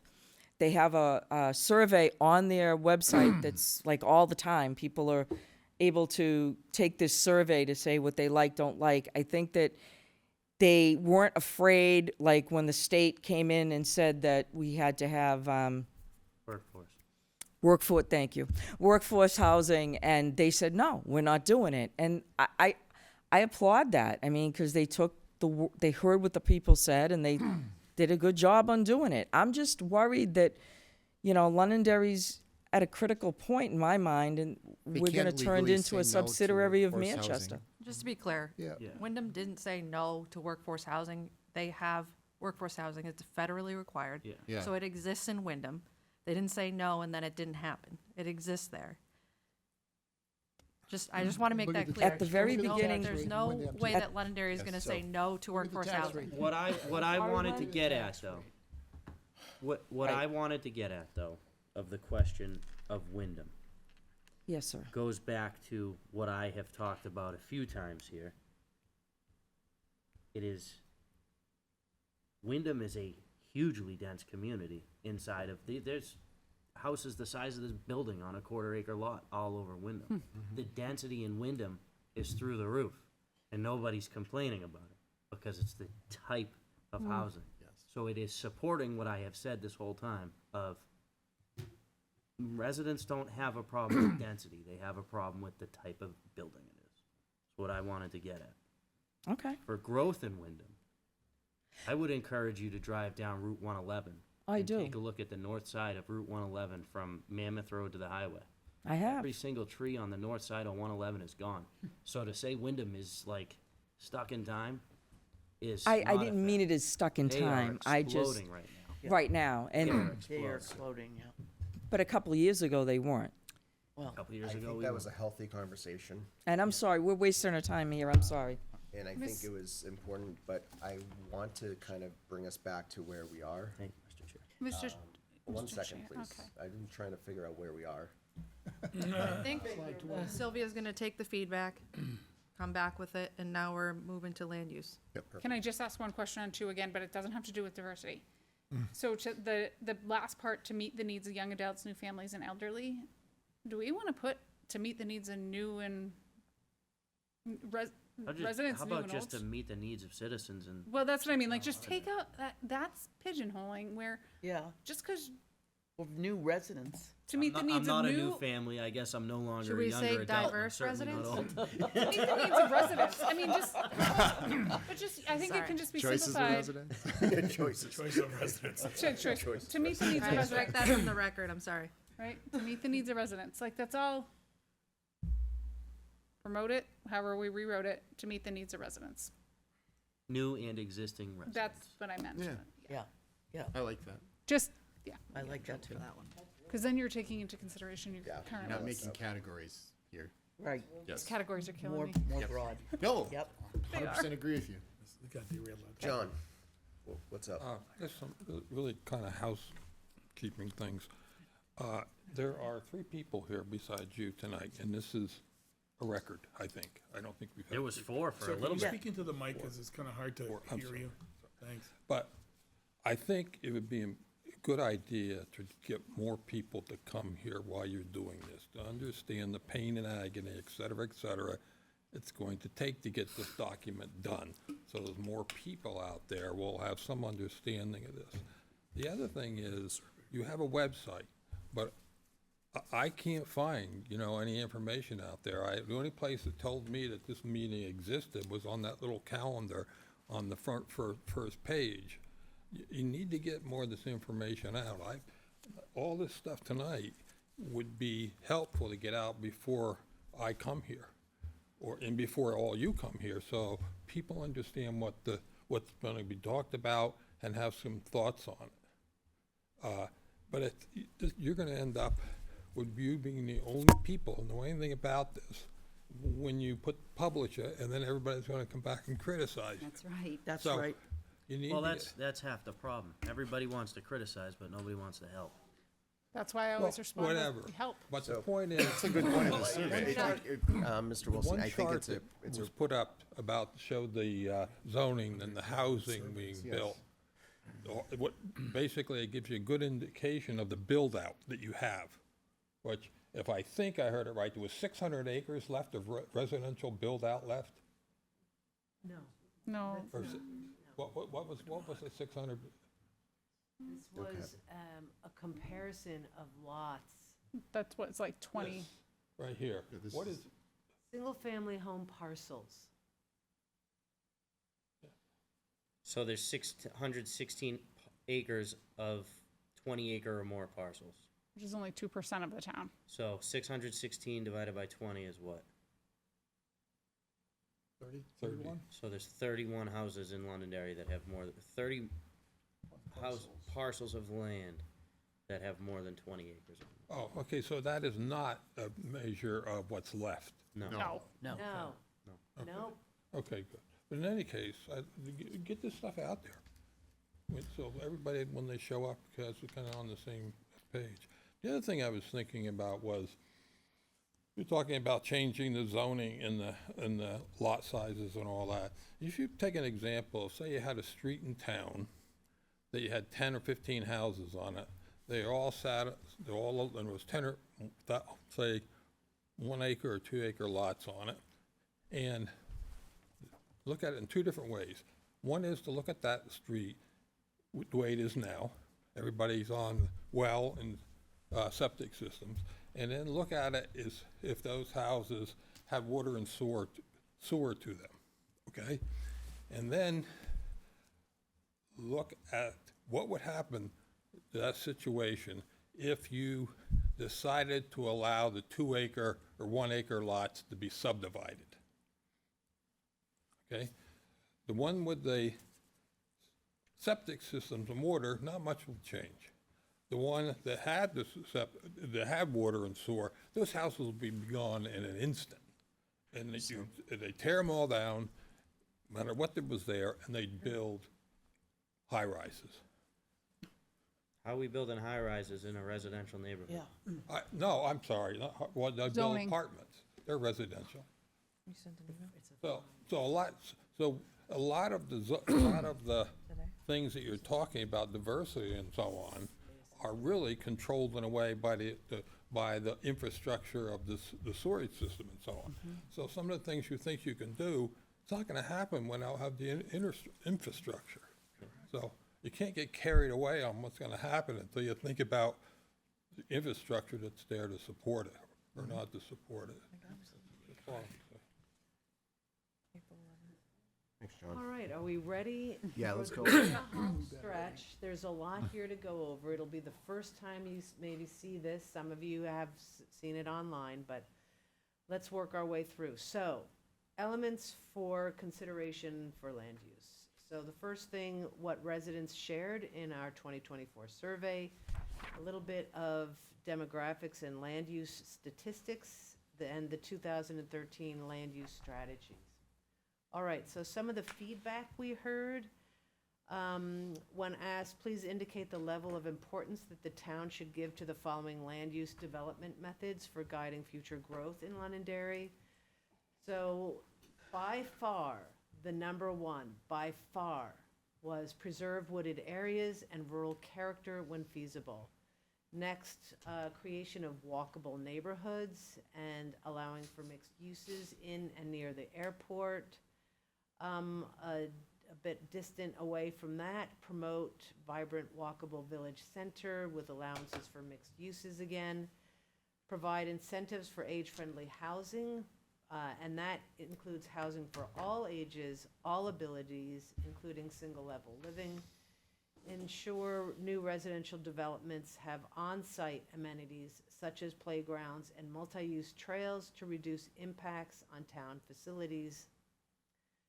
So, the themes that came up when asked about the most important land use issues, themes indicated a strong sentiment towards maintaining Londonderry's identity as a small, family-friendly town amidst pressures for growth and development. So here's our list: community character and culture, preservation of open space, balancing growth and regulatory concerns, affordability and housing, oh my goodness, dare we say it, diversity, resistance to high density housing, infrastructure concerns, traffic and safety, walkability, commercial development, community amenities, environmental sustainabilities. For 34 and younger, one thing that popped out was transit options. And for 65 and older, civic engagement and planning. So just wanted to show you some statistics here through our GIS review of the town. This shows the different types of land uses, their zoning districts, and the acres and percentage of total land. So again, AR1 is the main residential, and you can see the percentage of the rest of the town. And then you just look it down the row here. Your commercial just barely meets 5%. Mixed use, very small. Industrial, about 11.5% or so. And gateway business. So very small percentages. And if you remember the map we showed, it's because of the two very small commercial corridors. AR1 includes up to 4 family? No? No. What, does it include duplex? Duplex, up to duplex, Okay. with certain criteria, yeah. So changes in land use and land cover. So you can see the categories of land use and land cover. Open water, it's developed with less than 20% impervious, and you can see the differences in impervious. Forest, shrub, scrub, etc., wetlands. And here's the difference in percentage between 1985 and 2023. So you can see how these have gone up, some rather considerably, and then forest, that reduction, which we Makes heard sense. a lot in the survey of the reduction of forested areas, of green areas, etc. So So- if I'm reading that right, 35.9% of Londonderry is forest. Is that how that's read as of today? Yes. I would love to know what of that 35.9% is conserved. What the percentage of conserved interesting question. space is in that 35.9%. Is it 5%? Is Can it 8%? Mike do that for us? Yeah. I think that would be a really Yeah. cool statistic.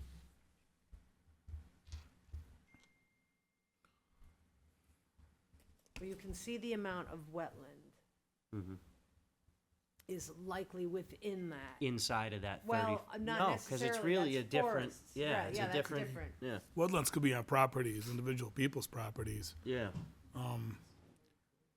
But it's not available for development No. anyways, so. I'd like to know that number if we could. It's not the end of the world. I'd just like to know the number. Interesting. All right. Considering that, so what were the land use strategies back in 2013? In red was the feedback I heard from the 4 people that responded to the email inquiry. So the first one talks about an open space to be used for protection, for tree preservation, et cetera, and the suggestion was to add groundwater protection. Number 2, new rules and standards regarding impervious surface. Number 3, street connectivity standards. Again, a lot of form-based code were in the strategies in 2013. A suggestion to minimize 4-way intersections, which was somewhat specific. Manage impact of new growth on natural environment, specifically by minimizing impervious surface again and new development and prioritizing groundwater protection. The other ones that were, if they're gray, these were, the recommendation was to delete these. So there was this active living again, the sustainable development, form-based codes in the village sort of guidelines. But not the form-based code for green space and for form-based codes allowing existing commercial buildings for mixed use. So these were the ones that we had suggested. Again, A was the HOP grant and needing additional discussion. No one really talked about B or C, except what does really green development mean? Is it open space or energy efficient? D just was, I think, a correction, really. And then G was not PUDs. So what new strategies were recommended by the 4 people who responded? Updating zoning regs, revising conditional approval requirements for R3, which is really a housing thing, revising and reconsidering the PUD ordinance, allowing for greater flexibility. I think this is really residential, match 2 family lots to 1 family lot sizes. And so there 2 and 4 are in purple because those are really housing related.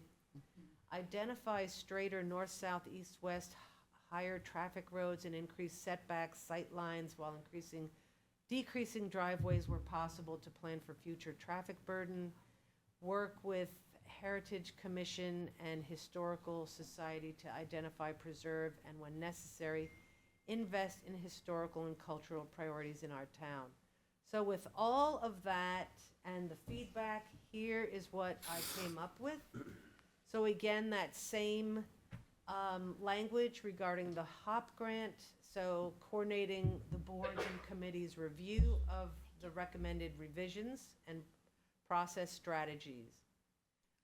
Support coordinated review and update of the PUD ordinance by planning department and town staff, as well as land use boards and committees. Support town staff review of reduced impervious surface and groundwater protection in all land use development applications. Identify north, south, east, west corridors for roadway improvements to reduce traffic congestion. Work with the Heritage Commission and Historical Society to identify, preserve, and invest in historical and cultural properties. Update open space, landscape, and screening regulations that ensures preservation of forested areas, vegetated open space, street trees, and improved landscape planting plans with the goal of promoting a green Londonderry. and work with Conservation Commission, Planning Department, and Londonderry Trailways to map out potential connections to the Londonderry Rail Trail. Now, before you all have at it, there's a lot here to digest. It is 7:45. You've been at it for an hour and 45. So there's a lot I tried to synthesize all the comments. Not sure how good of a job I did, but I'm sure I think you you did a have really good opinions. I actually think it's good. Great job think you did a on really all of good it, job. synthesizing the comments. Yeah. So, Yeah. so I think, I'm happy for Jeff to be, I'm here as long as you are, but I just, there's a lot here. So, have at it. It's pretty good, though. I think it's really good. I think it's pretty good. Yeah. 4 is a tough one, but I think that's more logistically, and like, how would they do that? But Number 4, I was trying to understand what the comment was, but I hoped I got at it here, especially because traffic congestion, traffic concerns were, a lot of people brought those up, and so I felt that, you just can't develop a new road. great. Yeah. So, making improvements, identifying those corridors, obviously Southern New Hampshire Planning Commission, and Art knows all too well, John knows all too well, Kelly knows that that's what we do. We work with the communities to do corridor management plans and things like that. So that's kind of the beginning of that kind of thing. So, yeah. I just want to say, that I put in the thing about the avoid four-way intersections. It's a way to improve walkability without having to add trails, sidewalks, and other things. It's just, Right, it was just really specific, Marge, and so I always try to do big picture when it comes to but I this. just know that walkability was such an issue with people. Walkability. And That I makes don't sense know now. that we have that here.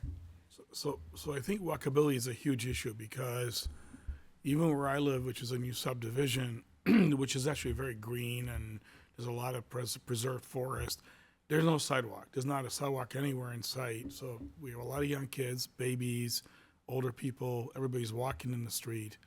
It's not safe. So the sidewalk thing is an issue. And I looked into it, actually. The town does not really promote sidewalks. Woodmont has them in areas because it's part of their development. They're privately owned.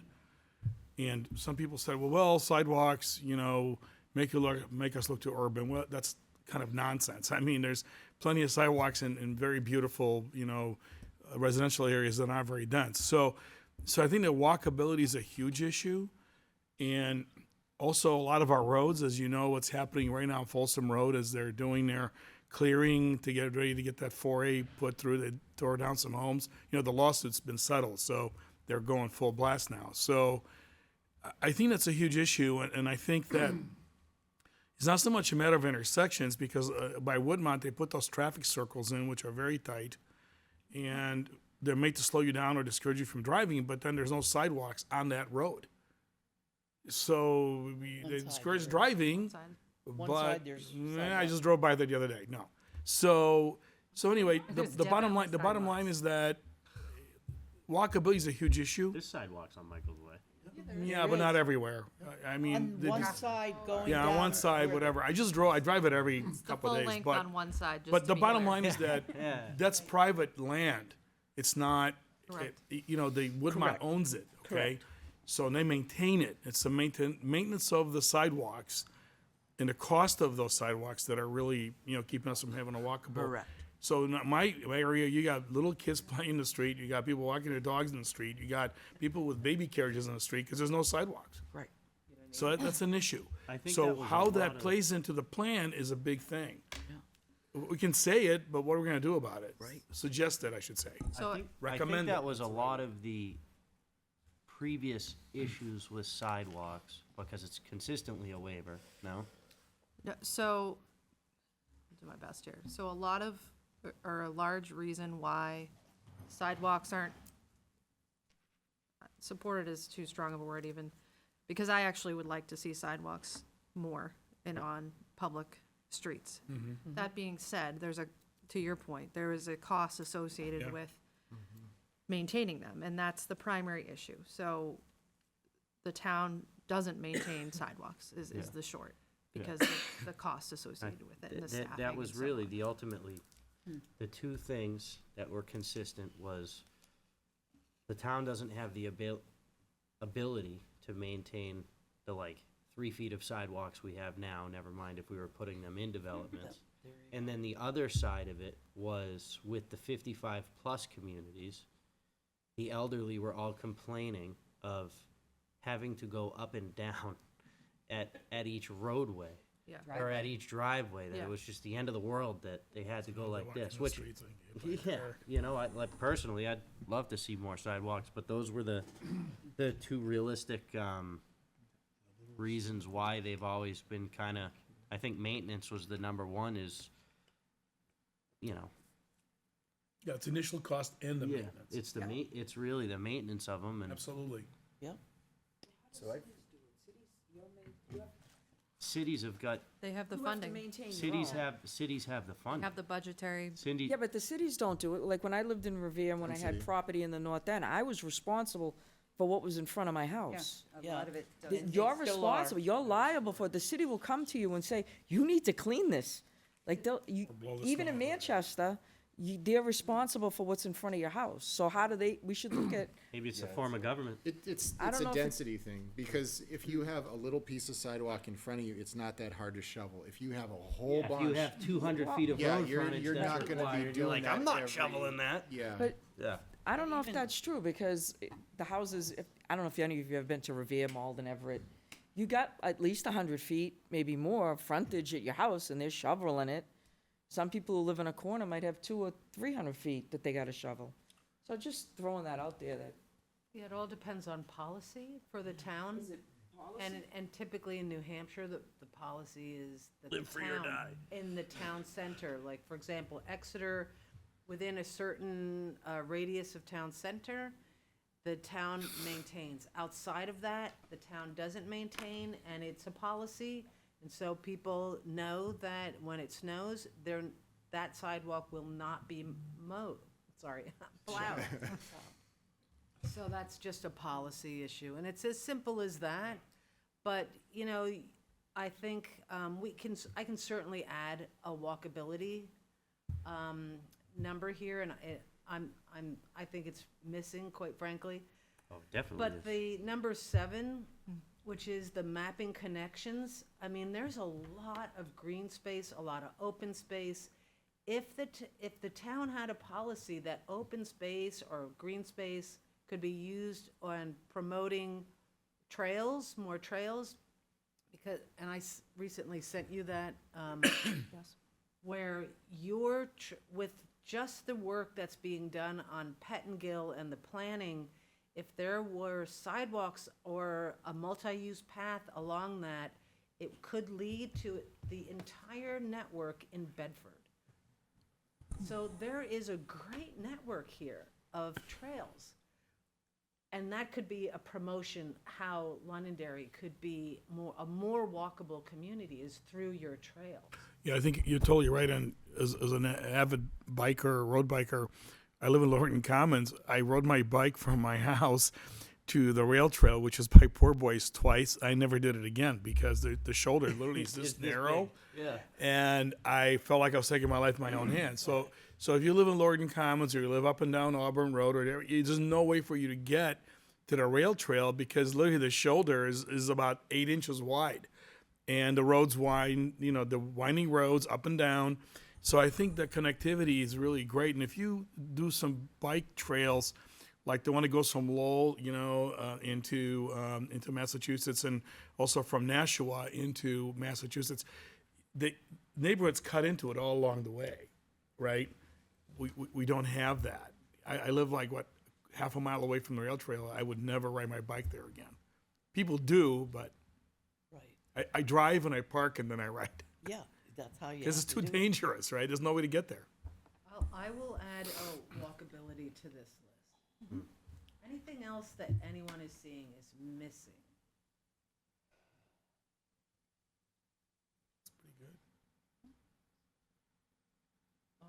So,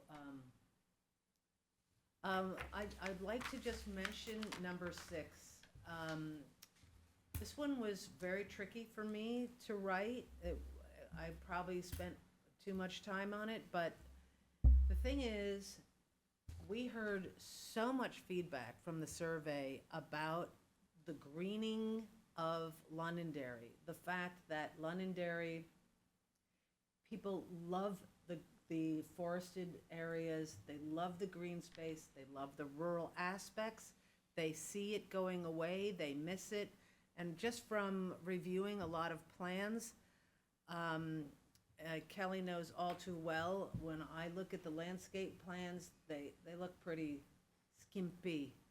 And I just think that your regulations could really stand some improvement as far as that goes, plus with how people feel in this town about the trees. So that's why I did emphasize a whole host of things within that number. I like that one, but the only thing is, it's kind of what was said before. With the goal of promoting a green Londonderry has so many multifacets, and I think it's long enough. If you cut off after planning plans, that describes all the things that we want to do. I don't know that we have to have that Okay. at the end. Okay, yeah. Just to add clarity to that statement. Where is he cutting it What would you cut it, After Sean? planning. Where- After, with the On whole number bottom line, 6? with the goal of, that would go, the very bottom line, with the Oh, goal of gotcha, promoting. I'm with you, gotcha. All the rest of the things point towards Gotcha. that. Plans, period. Yep. Yeah, Struck that's- out the with the that's goals. easy. Yep. Gotcha. All right. John? As long as you've got a list going there on 6. Something near and dear to the heart of everybody on heritage or stone walls, would that be, and that seems to be something that comes up periodically. I know we have some, recently been advised, we have some limitations on what heritage and other committees are allowed to say about stone walls within a property, but maybe in terms of our local rules and regulations, if we could preserve interior stone walls and have some bite in, give us some more bite on that kind of regulation, that'd be good. Would that be better in number 5, because we're talking about historical and cultural properties, or just because it's a little bit different? I think there's a I agree with you. regulation problem there, because we're only allowed to regulate border walls, for lack of a better word, and not interior walls. And maybe if we're preserving some of these other interior spaces, the stone walls belong there. How do people feel? You mean, John, just to make sure I understand, Mr. Chair, you mean not border walls between neighbors or to the street, but inside the property? Yeah. People take down those walls all the time. Yeah, that. Well, but I think- what we're also talking about, landscape plans inside of properties and other items inside of properties, and I'm saying the same would apply to stone walls. So is that, John, I hear what you're saying. Is that kind of getting a little too in the weeds there? Like, if we're looking at, we're work with the Heritage and Historical Society to identify, preserve, and invest. I do have a question about the word invest that I'll table for the moment. If we include that statement or expand the statement at a more macro level, can we address that through regulations?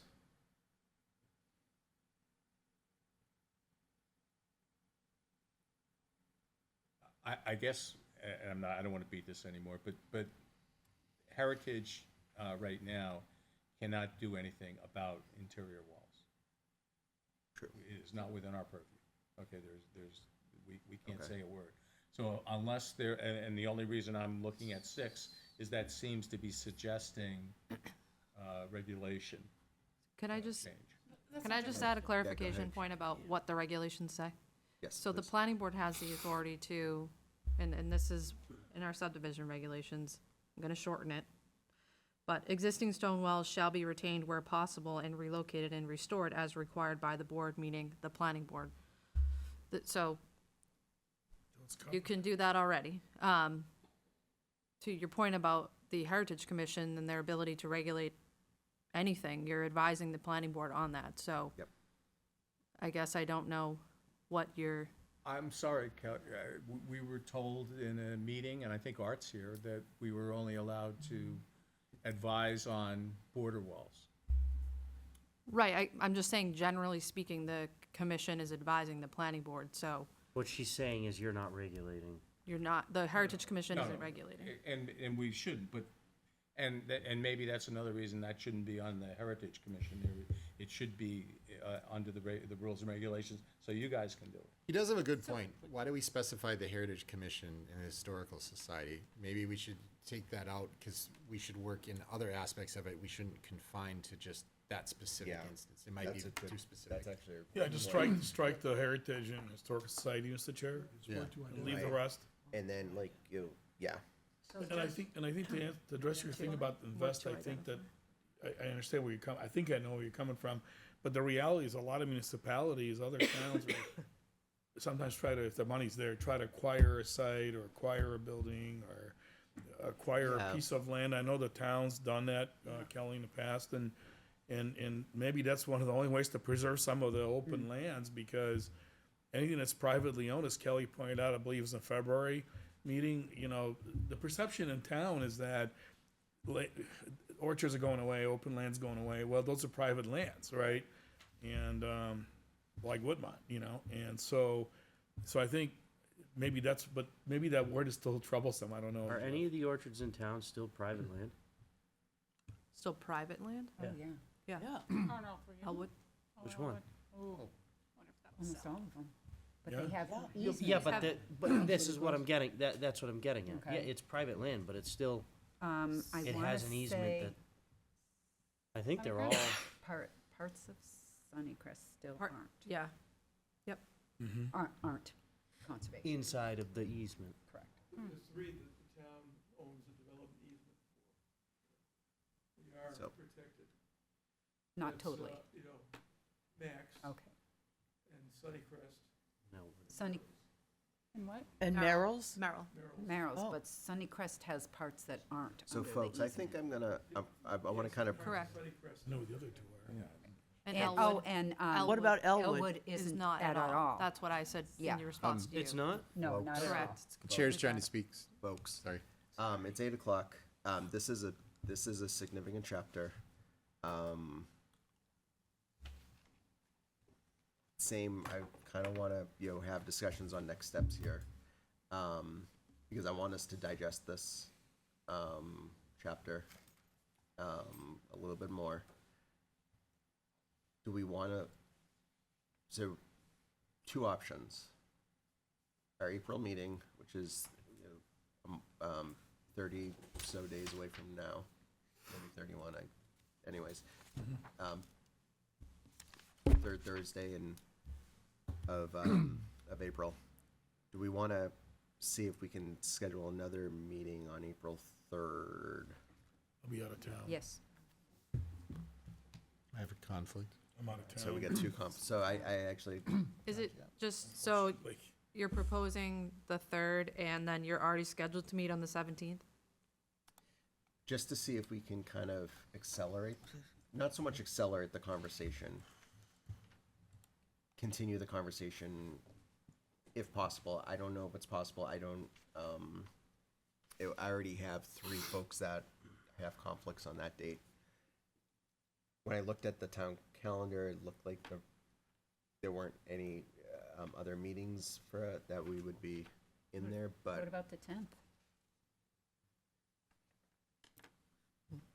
That would be a week before, just a week before when we're supposed to meet. Yeah, I think we I stick know with my just the, schedule was open for within 2 weeks. I think we just stick with. I'm the- thinking that we just, We just stick with we April 17th? have to stick with the 17th. Yeah. All right. Yeah, we have, Because most every other day, there's various something. commissions Yeah. and boards. Okay. Just to try to be more efficient. Yeah, I just Yeah. wanted just to kind of, throw that out there.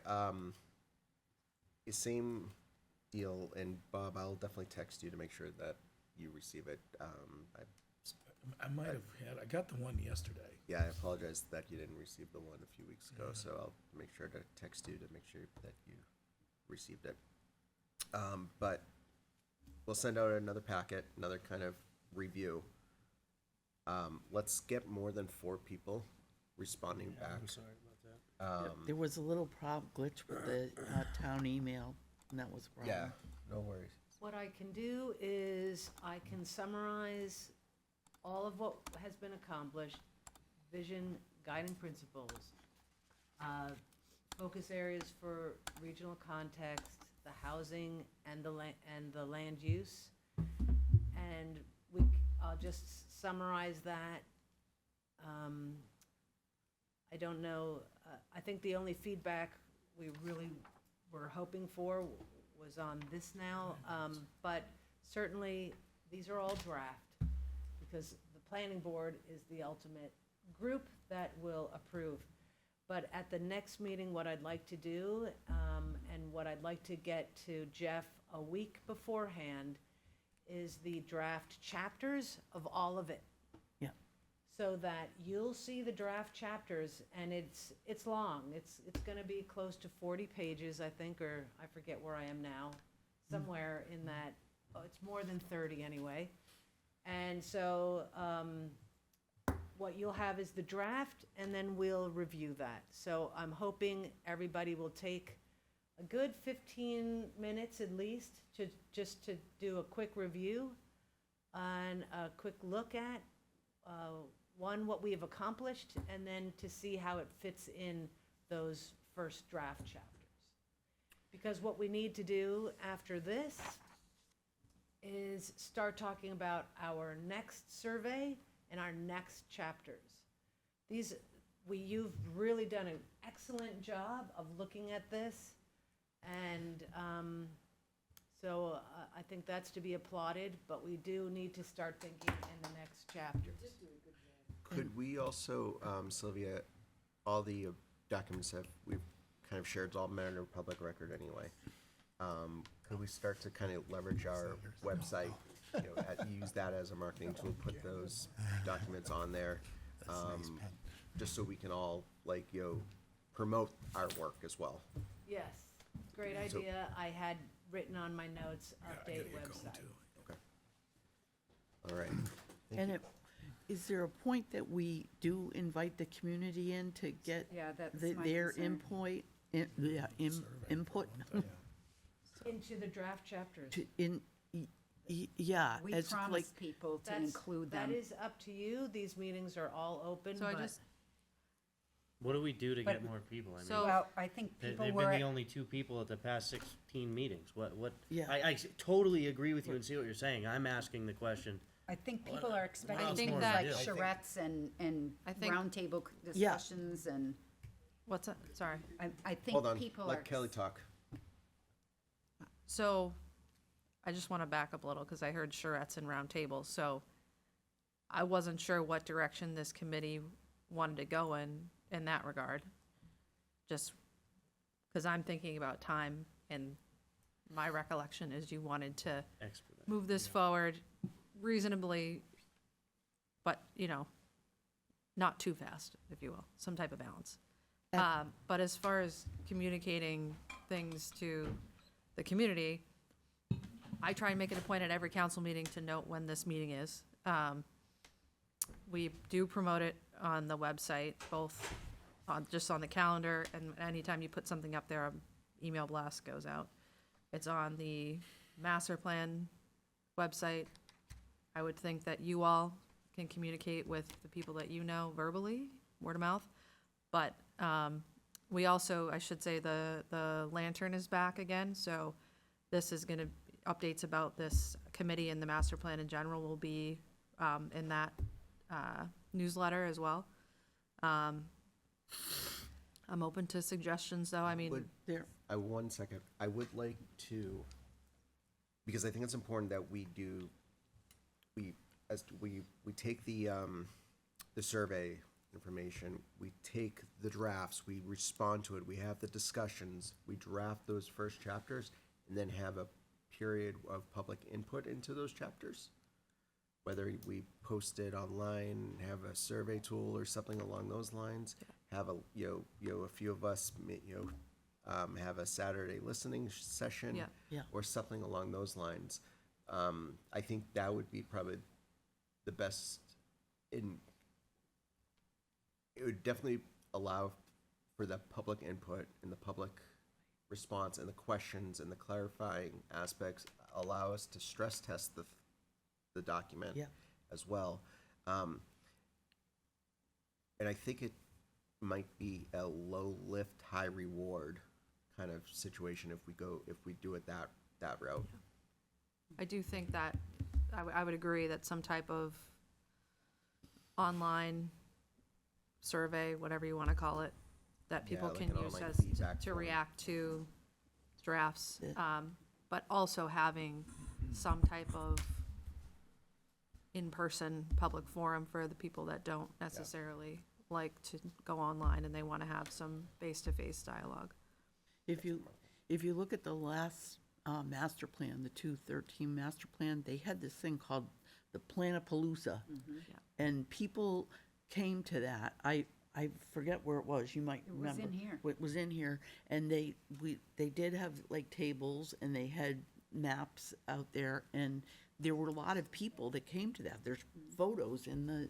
Yeah, and I think we, I think we did a small, or maybe a smaller version of that with the survey that's already been done with Old Home Day and all of those efforts. But I'm not opposed to Particularly with something the way similar the when it mood comes to the of the chapters. community right now, the mood of the community, I think they would really appreciate Well, it. that, and we have, I believe, hundreds of emails from people who, we have addresses of people who signed up and said, yes, I want to be involved, keep me in the loop.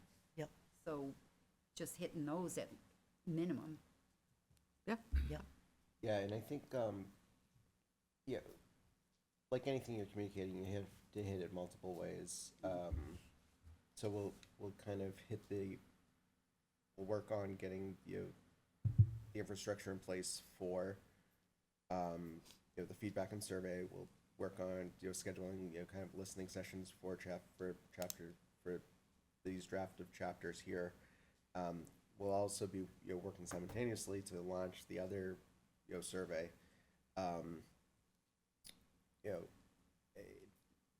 Then, just really kind of leveraging our networks, promoting our work. I mean, we're all working pretty hard here, and we should be telling all of our friends that are just, manicuring their lawn while we're running to town meetings, and you get jealous of. But like, we have a responsibility as well to kind of like, not just like put it on, different people to promote, but like promote ourselves. If anyone wants to kind of, go on, Londonderry channels, it gets on YouTube. It's a shareable link. We can share it on social media. It's all of this, definitely, type of stuff, just to promote what the master plan is, why it's important, why the feedback is kind of there. I think that definitely, will get us a lot of good, input there. Could I just add one more thing? So I do know that the council has, at least one counselor has asked if this committee would be willing to update the full council, especially now that we do have fairly new council, 2 new members at least. I do think it would be beneficial, because I'm at the end when I give my update, no one's really left in the room, if maybe the chair, vice chair, whoever would come during public comment and maybe just do nothing extreme, just a brief update, and also do that at the planning board as well. Yeah, we can definitely do that. Let's look at the next town council meeting date and maybe just get on. I want to, kind of. I think it's important, when we have items that are definitely ready for public view, public feedback, when we're really craving that, to kind of hit the council at that, at that time as well. Yeah, and I'm not saying a presentation, I'm just Right, saying, just here's where we're at, we're meeting this Right. date, so. And I think that will help us get good responses for the second survey. Yes. Because if they, all those people put in the time to do the survey and they get no results, they're just gonna delete when we send them the next survey. Right, no, you're right. And I think where you would kind of bring up that, We drove our whole process. that list that we have, those emails that you'll have, you definitely want to leverage that. So. All right. Motion to adjourn, Mr. Chairman. All right, do I have a second? All right, all in favor? Aye. Chair votes in the affirmative. Thanks all.